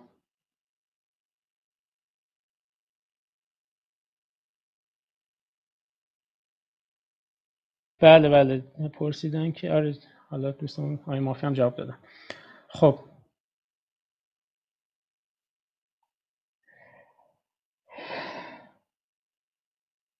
برای اینکه اون QC 2 رو هم ببینیم، یعنی چون اگر که فقط این دستور QC درا رو بزنید خب این میاد و اون آخری رو فقط نشون میده، اون قبلی رو نشون نمیده. برای اینکه اینو نشون بده، چیزای قبلی رو نشون بده، باید یه دونه دستور به این شکل بزنیدش. در واقع بزنید داخل پرانتز بزنم کل اینا. قبلش باید یه دونه همونطور که دستور پرینت داریم واسه یه همچین شکلی دستور دیسپلی داریم. الان نشون میده داخل QC ما چیه، QC 2 مون چیه. خب داخل QC 2 من اینو اومده به همون ترتیبی هم که هست. ببینید من این لیسته رو ترتیبش رو مرتب گذاشتم، 0 1 گذاشتم. اگه بچرخونید این مدار چرخیده میشه و به این وصل میشه. خب داخل اینا همونه، اینو اومده اینجا زده، اینو اومده اینجا زده. اینم دستور اپند و دستور دیسپلی برای اینکه بتونید چیزای قبل اینم میشد دیسپلی بزنیم، ولی چون دستور آخر خودش رو نشون میده. وگرنه ببینید اینم براتون یه دیسپلی بزنم قبلش، اینم باز نشون میده. خب بریم جلوتر، برسیم به بحث خیلی شیرین حالا مدار پارامتری، گیت پارامتری. اینا خیلی جلوتر توی الگوریتم قرار به دردمون بخورن. خب بیایم و از کتابخونه کیسکیت حالا زیر مجموعه یعنی کلاس سرکت ایمپورت کنیم کوانتوم سرکت رو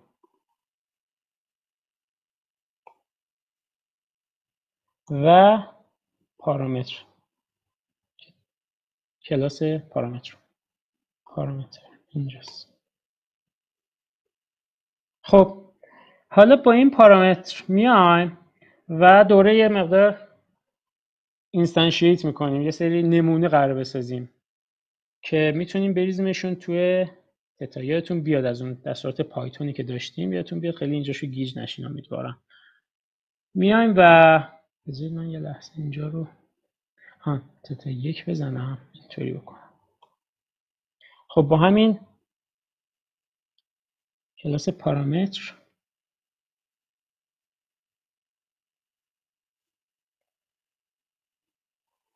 بذارم که مثلا این اسمشو خودش هم میذارم تتا 1، اون اسمی که میگیره.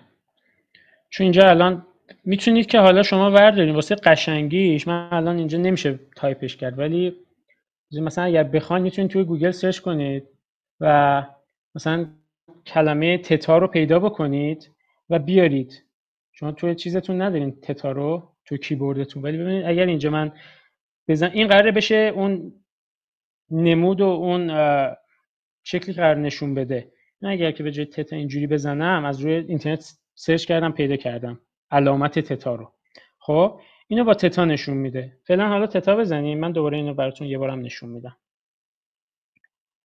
تتا 1 و بذار اینو دیگه سریع کپی کنم، خیلی طول میکشه. 3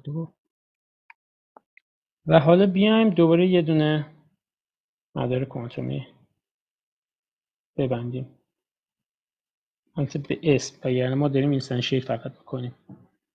کوانتوم سرکت ستایی و QC. حالا هازامارد اعمال بکنم روی 0 و 1 و 2.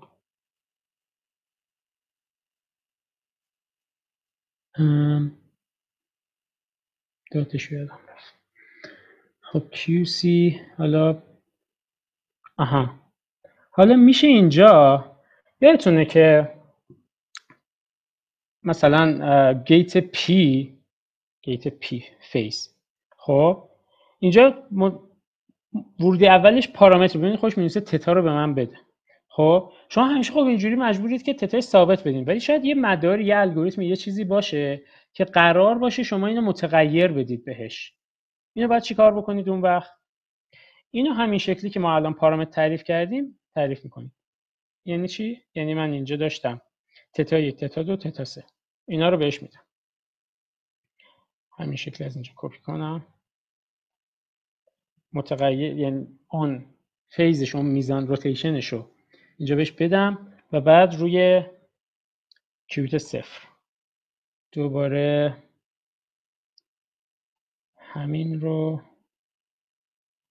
3 بار بزنیم و هر 3 تا تتامون رو ازشون استفاده کنیم. تتای 2 تتای 3 روی کیوبیت 1 و روی کیوبیت 2 به ترتیب دارن این تتای تتا 2 تتا 3 اعمال میشه. حالا اینو الان ببینیم که چی بهمون میده شکل مدارش.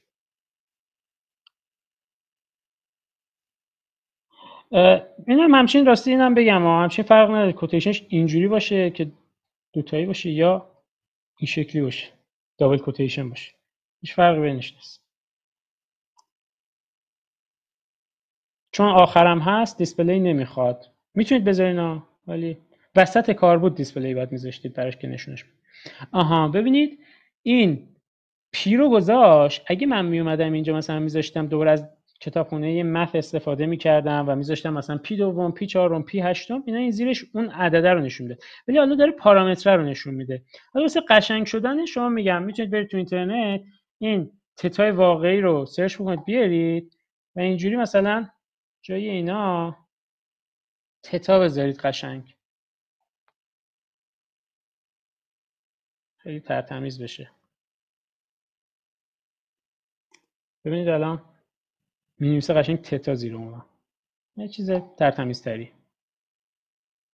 به این شکل گیت پارامتری شما الان تعریف کردید و خب خیلی مهمه، خیلی قراره که به کارمون بیاد، قراره که شبیه سازیاتون رو راحت‌تر کنه.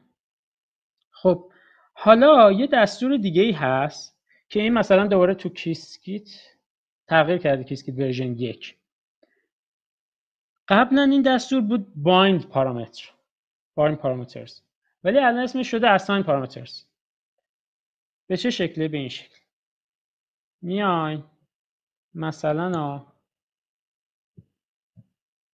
میذاریم که حالا مثلا یا حالا assign، این بیه مخفف اون bind است مثلا، یعنی به این چیزا من اومدم به این پارامترها حالا یه عددی رو میخوام تخصیص بدم.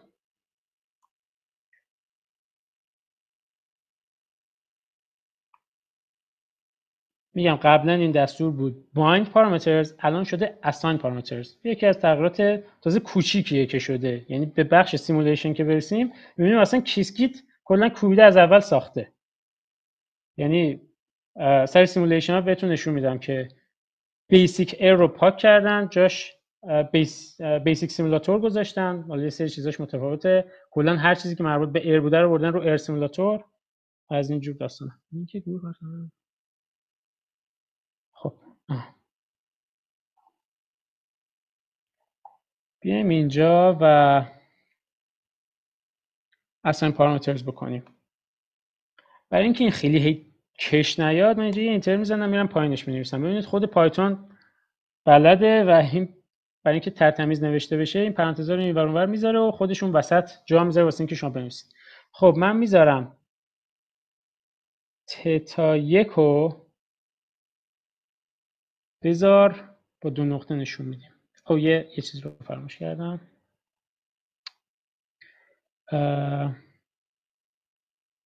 باید یه دونم کروشه بذارید اینجا. الان درست. خب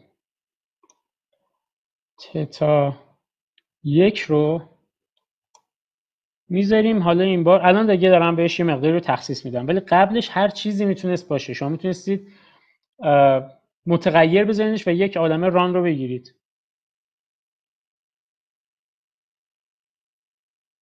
حالا مثلا بذارمش اینو P8 بعدی رو در واقع دارم یه دیکشنری تعریف میکنم داخل این. حالا اگر که خیلی بچه‌ها به پایتون وارد باشن تو این کروشه دیکشنریه. خب کپی بکنم تونتر و یه دونه دیگه هم بزنیم. حالا اینو بذاریم مثلا اینا رو که به ترتیب 3 و 2 نرم یه تغییری بدم، بذارم 4، اینا بذارم 2 و بعد حالا بیایم ببینیم که این مداری که پارامترش تخصیص داده شده چی نشون میده. یعنی bind QC ما چجوری شد؟ bind QC هم خودمون تعریف کردیم دیگه بالاتر، یادتون باشه همه اینجا.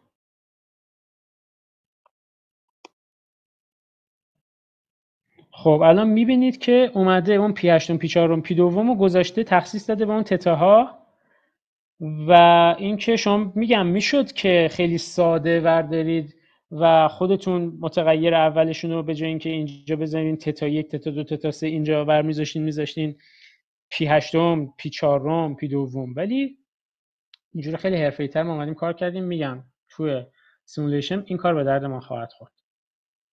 خب بریم جلوتر و ببینیم که حالا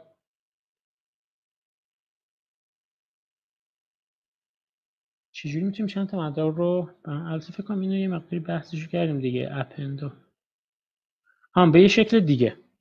خب میخوایم چند تا مدار رو با هم ترکیب کنیم ولی نه با اپند.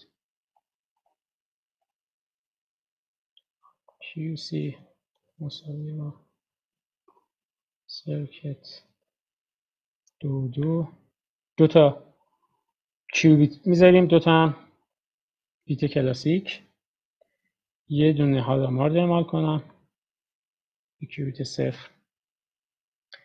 واسه اینکه این مقدار قشنگ‌تر بشه اینجا بنویسم که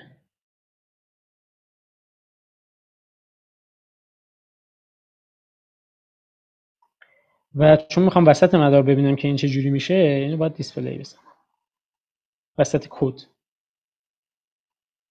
qc draw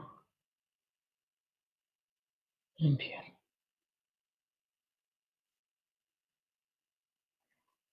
و یه مدار دیگه هم بذاریم. این اصلا اسمشو خیلی تابلو میذارم another qc. خب اینم دوباره همون 2 کیوبیت کوانتوم سرکت 2 تا کیوبیت، 2 تا بیت کلاسیک و روی این another qc میام یک سینات اعمال میکنم که کنترلش صفره، تارگتش 1 و بعد میام اینم پرینت میکنم که یعنی بالاش مینویسم اول که این مدار دوم منه کوانتوم سرکت و بعد مدارش هم نشون میدم. display another qc draw npl. حالا میام و میدونید اگه این دوتا مدار رو با هم ترکیب کنیم چی میشه؟ بچه‌ها الان میتونید بگید. یه دونه اولی این شکلیه که یه هادامارد روی کیوبیت صفر زدم، دومی این شکلیه که اومدم یه دونه سینات زدم بین 0 و 1، کنترلش رو صفره، تارگتش رو 1. ببینم الان بچه‌ها که حالا اطلاعات بیشتری دارن نسبت به چیزای کوانتومی میدونن این چه مداری رو به ما میده. آها دقیقاً بل رو به ما میده، در هم تنیده میکنه.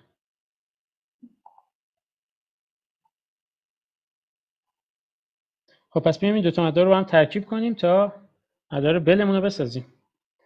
بل underline qc، مدار بل. خب اینجا یه دستوری هست به نام کمپوز، یعنی ساختن.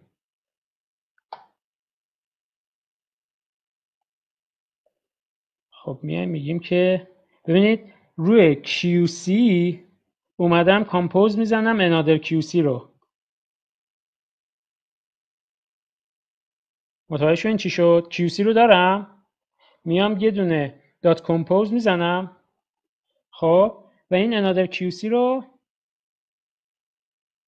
روش سوار میکنم، یه جوری روش میسازم و اینجا می نویسیم که چی؟ می نویسیم که اینم دوباره پرینت کنیم composed quantum circuit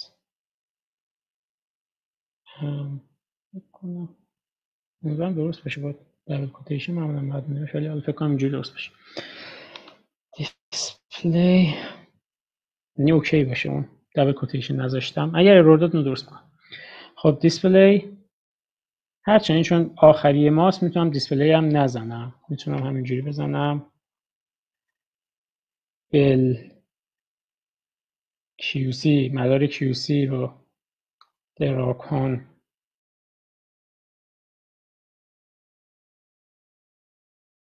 خب ببینم پرینتش هم درست بود. همه بله. ببینید مدار اول ما اینه، یه هادامارد داره، مدار دوم ما یه دونه کنترل نات داره و اینو وقتی رو هم دیگه سوار بکنیم یه بل استیت درست میشه که در هم تنیده است، 100% در هم تنیده است.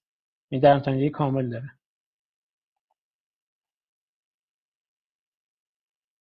یه نگاهی به چت باکس دوباره من بندازم. تایم خیلی کمه دیگه، فکر کنم این جلسه بازم دوباره طولانی بشه. فرق کامپوز با اپن چیه؟ خب فرق اولش و ظاهریش همین بود که اپن دیدید برداشت توی باکسی اون مدار دومی رو انداخت، یعنی این کامپوز قشنگ اومد سرهم کرد نشون داد داخلشو.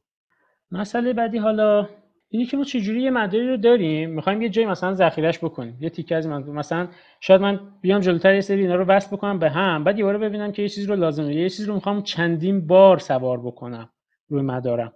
خب میخوام یه کپی ازش داشته باشم. اینم به این شکله.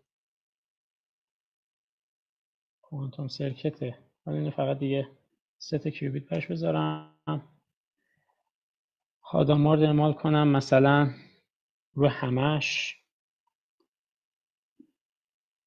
0 و 1 و 2 و اینجا کپیمون رو درست کنیم، یعنی بگیم که یه مثلا نیو QC داریم که QC رو کپی میکنم روش. حالا اگر که این نیو QC تون رو ببینید، خب قرار بود که آدم‌ها اعمال بشه رو همش روی QC، ولی حالا نیو QC رو وقتی ببینیم میبینیم همون QC هم داریم ما روش.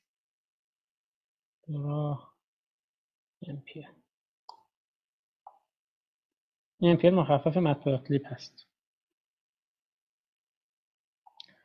خب میبینید به این شکل، یعنی نیو QC ما همونه. میتونم میخواد اگر که ببینید QC هم چجوریه، اینم QC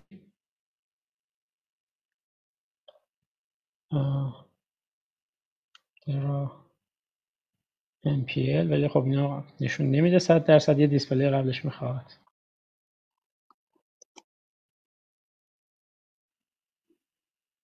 میبینیم دیگه QC و نیو QC این همه. حالا بیایم و ببینیم دیکامپوز کردن به چه شکله. یعنی میخوایم که یه مدار پیچیده ای رو داریم و ببینیم که اینو مثلا به چه شکل میشه دیکامپوز کرد. یه چیزیه که کسکیت داره. سرکت دوتایی QC هادامارد روی 0، گیت S روی مثلا دور 0، یه دونه گیت X مثلا روی 1، همینجوری رندوم یه سری چیزا. و خب بیایم اینو نشون بدیم، پرینت میکنیم the original quantum circuit، دیسپلیش میکنم QC draw MPL و میام حالا ببینم دیکامپوز شدهش به چه شکل.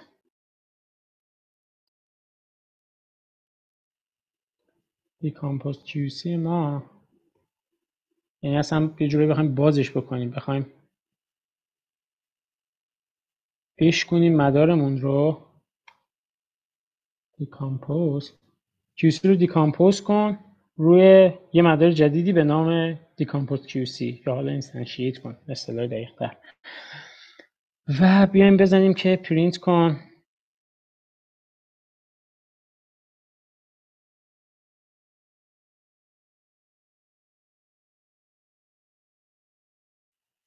ببینیم این چیکار میکنه.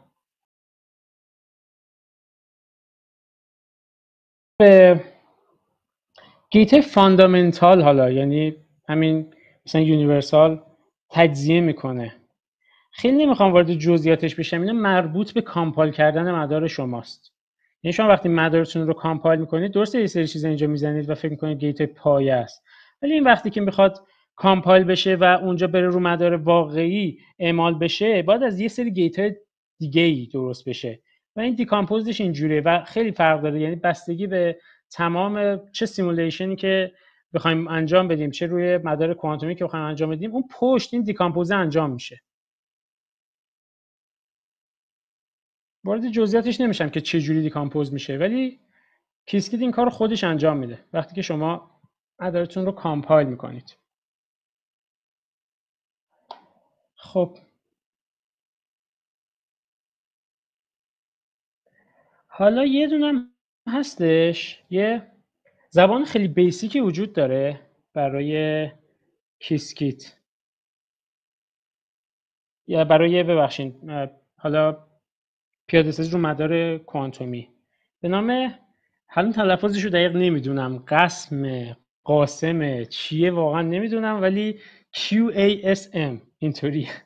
خب و اینم نشون بدیم که حالا چیه. بذارین که من یه تیکه چیز آماده دارم، اینو از همونجا بیارم و کیسکیت میتونه این رو به شکل مداره خودش ببنده.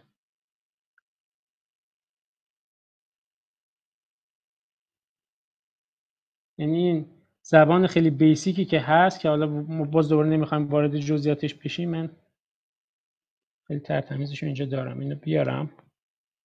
خب این رو کیسکیت میتونه بیاد و ترجمه بکنه. وقتی که شما این زبان همون قسم رو بیاین و تعریفش بکنید که دیگه وارد این زبان هم نمیخوام بشم، خیلی پایه است، مثلا یه جوری مثل سی میمونه و اینا. برای کیسکیت هم چه حکمی داره، انگار کیسکیت مثلا پایتون باشه و این زبان قسم مثلا سی. اینو میتونه کیسکیت بیاد و مدارش رو بسازه. چه جوری؟ به این شکل مثلا بذاریم نیو QC ما مساویه با quantum circuit from قسم str. اینو به شکل یه استرینگ نوشتیم دیگه، ببینید اینجا یه استرینگه، متنه. خب این رو میاد، حالا اون متغیر اینجا رو بهش میدیم، چیزی که همه اینا رو ریختیم توش بهش میدیم و بعد کیسکیت میتونه بیاد اینو برای شما رسم کنه، یا اصلا کلا داشته باشین، هر کاری باش دارین انجام بدین. یه موقع یه جایی میرید میبینید مثلا یه کد کاملا قسم گذاشتن برای شما و شما با کیسکیت راحتید کار انجام بدین. اوپن قسمی، حالا قسم یه جاهایی میگم اسم عجیبی واقعا. خب ببینید این مداری که اینجا بود که مثلا حالا توضیحاتش هم جلوش گذاشتیم، خب اینو میاد چیکار میکنه؟ به این شکل نشون میده و درجا برای ما آمادهش میکنه. و حالا اون بحثی که هی میگفتیم که خب ما میتونیم اینیشیالایز بکنیم مدارمون رو، اونو به چه شکل میتونیم انجام بدیم؟ این نگاهی بندازم ببینم دوباره تو چت باکس اینا موضوع خوبه. کاظم بچه حالا اسم مختلفی براشون میدم. کوانتوم اسمبلی نمیدونم واقعا، خیلی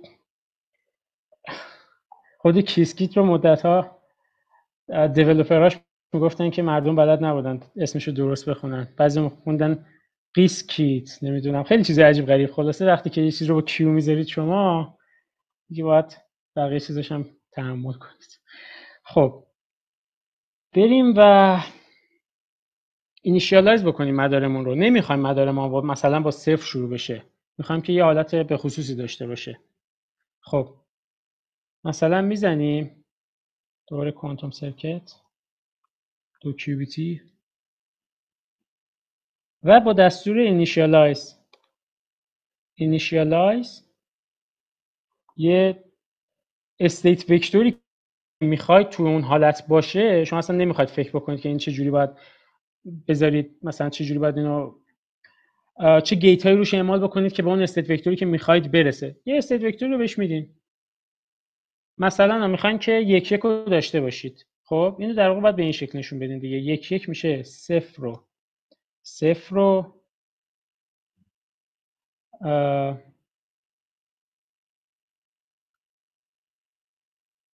صفر و یک.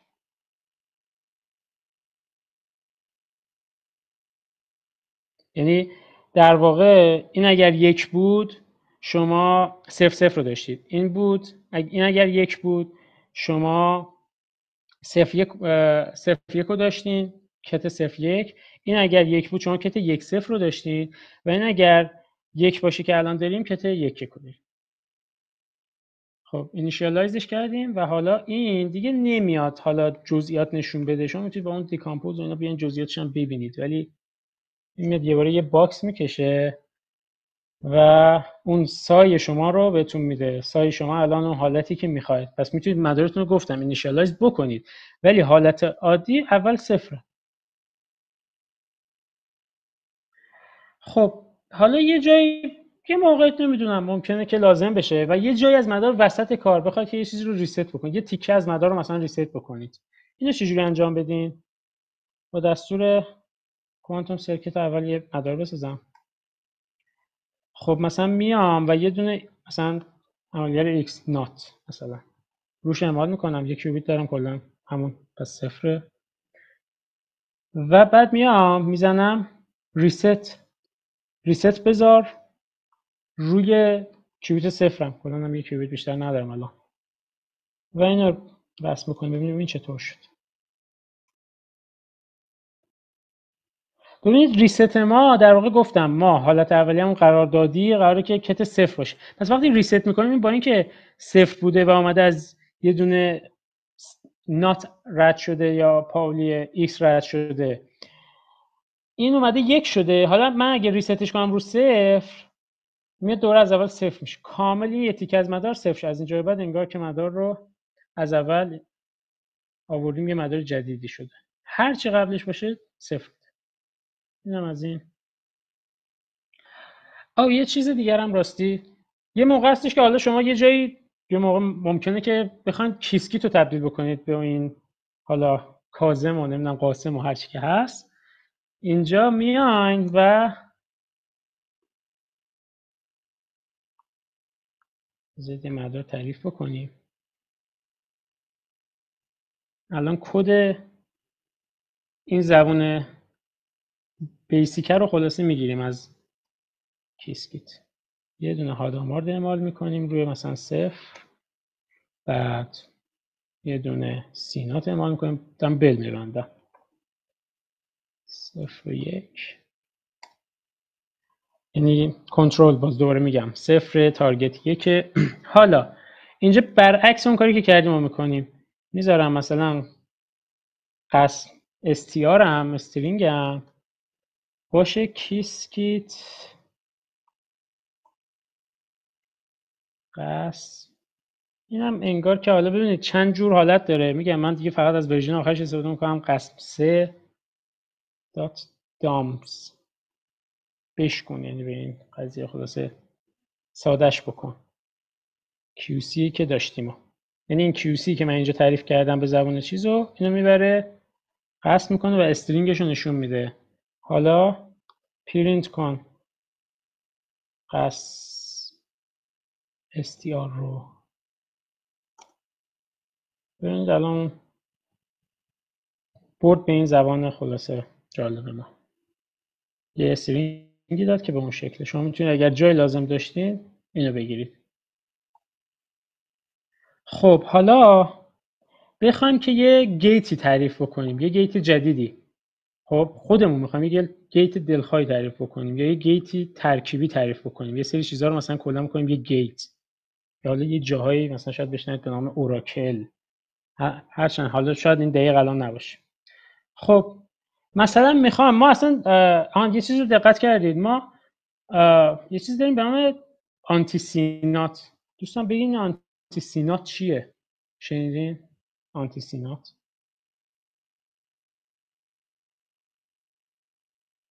اینیشیالایز رو یه بار دیگه توضیح میدین؟ اینیشیالایز ببینید این لیستی که اینجا بهش میدین، خب استیت وکتوریه که میخواید توش باشه. یعنی اگر که این 1 باشه و بقیه 0، این میشه 0 0 کت 0 0. اگر این 1 باشه و بقیه 0، میشه کت 0 1. و اگر که این لحظه، و اگر که این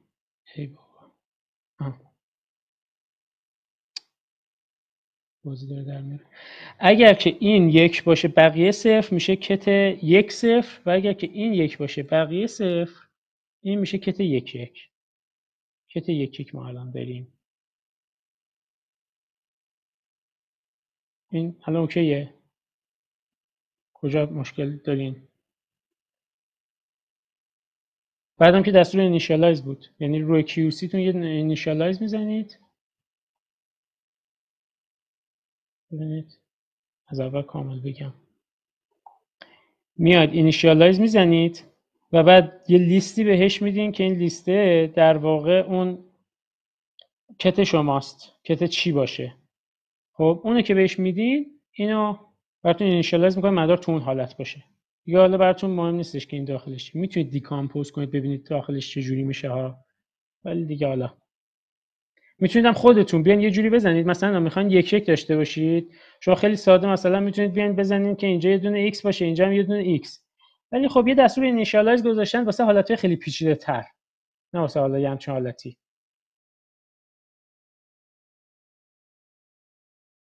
بله اونجوری هم میشه اینیشیالایز کرد که حالتهای مختلف رو داشته باشه، ترکیبی باشه. خلاصه که بحث آنتی سینات بود. بله خب آنتی سینات چی کار میکنه بچه‌ها؟ خب نظری نداشتین؟ آنتی سینات نمیدونید چیه؟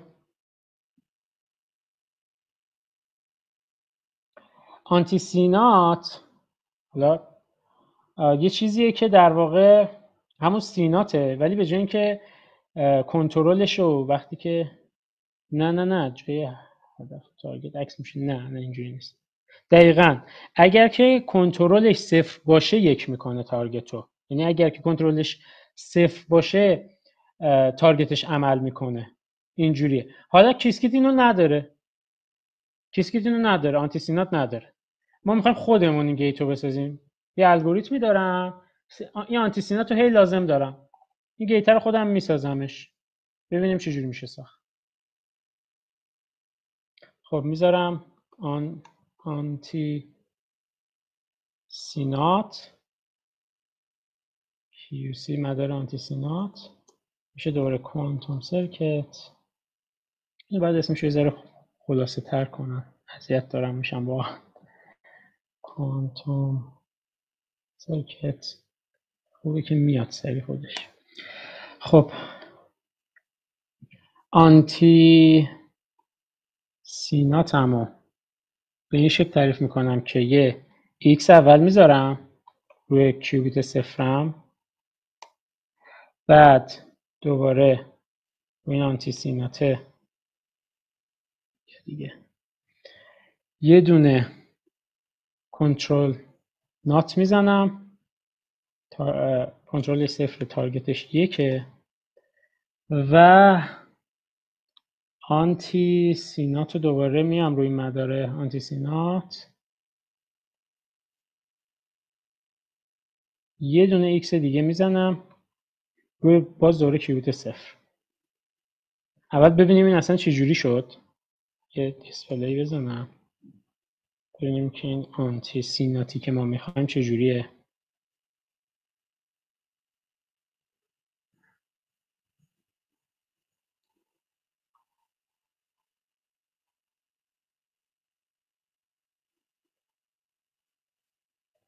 خب حالا میخوام اینو تبدیلش بکنم به گیت. آنتی سینات نه یعنی بیام بزنمش گیت. آنتی سینات گیت میشه چی؟ میشه آنتی سینات که الان این مداری که ساختم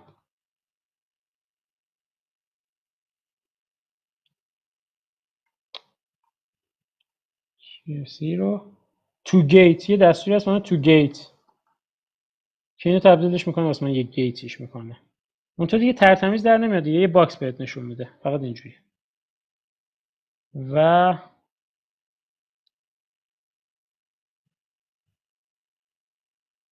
چند کیوتی بود؟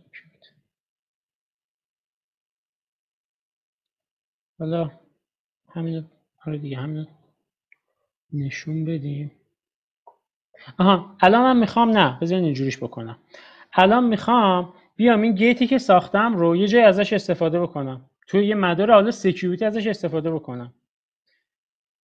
خب میذارم که QC مساویه با کوانتوم سرکت ستایی qc.x مثلا بزن روی تمام این کیوبیت های 0 و 1 و 2 و بعد بیا ببینید اون اپنده اینجا دوباره به درد میخوره، در حالی که اینجا نمیشه از اون کامپوز استفاده کرد چون اینجا ما گیت داریم. خب اپند رو میزنم، آنتی سینات گیت رو اعمال میکنم و بهش میگم که رو کجاها باشه، رو کدوم کیوبیت ها باشه. 2 تا کیوبیت میتونه روش باشه کلا چون مدارش 2 کیوبیتی بود. 0 و 2 بیا بزن روی مثلا بین 0 و 2 من یه آنتی سینات بزن. چیز جالبی شد. دیسپلی QC draw MPL و بعد بیایم دیکامپوز هم بکنیم ها. یه دیکامپوزر نشون ندادم بهتون، یه دیکامپوز هم بکنیم که نگین نکرد، یه گفتم دیکامپوز میشه کرد بکنیم. یه دیکامپوز هم میزنیم، این چون آخری تو دیسپلی نمیذارمش. درا MPL ببینیم چی شد.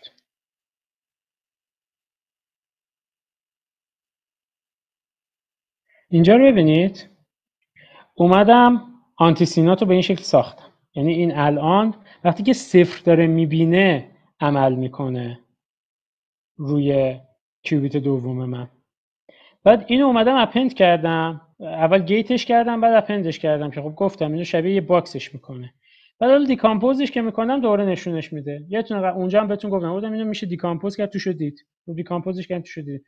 منتها میگم این دیکامپوزو که میزنیم اینا رو هم دیکامپوز کرده و با یونیورسال ساخته. میگم اون بحث کامپایل کردنش و ایناست. یه چیزایی که مربوط به بک اند خود کیسکیت، زیاد دیگه رو اینا حساس نشید. اوکی همه چی، فقط زمان اوکی نیست، خیلی عقبیم. چون گیت شده نمیشه با داتا اعمال کرد. نه دیگه گیت خود کیسکیت نیستش که، گیتی که خودمون ساخته.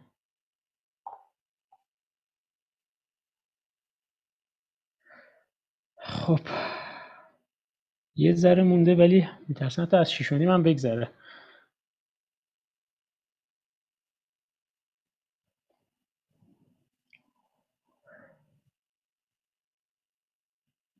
میخواین که نمیدونم یه مقدار جلسه بعد سریعتر کار بکنیم، مطالب جلسه بعدم حالا شاید اونقدر زیاد نباشه، یه مقدار اینا رو اونجا بیاریم چون خودم هم یه مقداری خسته شدم بعد از این 2 ساعت و نیم تقریبا. نمیدونم نظر دوستان چیه، ادامه بدیم یا میخواین که جلسه بعدی یه مقداری سریعتر؟ بله حتما با جلسه بعدی دیگه. یه مقداری این جلسه گفتم که حالا با مقدمات بیشتر آشنا بشیم، جلسه بعد حتما بره جلسه. بله خیلی خوب، نظر بچه‌ها همینه. باش، چون یه مقدار مباحث که الان می‌خواستم بگم دیگه سخت‌تره برای همین پرسیدم. خیلی خوب، جلسه بعدی سعی می‌کنیم که اینا رو هم پوشش بدیم و یه مقداری سریع‌تر کد بزنیم دیگه. یه ذره اولشو گفتم که یه جوری باشه اگر بچه‌ها متوجه نشدن، هی گیر و گور خوردن، بتونن که بیان. من فقط یه نکته رو به بچه‌ها بگم، حالا داخل گروه هم میذارم، بعضیا ترک کردن. تمرینا 3 تا تمرین داریم که نمره نهایی شما رو تعیین میکنن که جمعه قرار داده میشه اولین تمرین، و تمرینا هم همه تو خود محیط کلاب هستش، همونجا باید جوابا رو بدین و ارسال کنید. حالا با جزئیات بیشتر داخل گروه امشب صحبت میکنیم راجعش. خب ممنونم، خدا نگهدار، خداحافظ.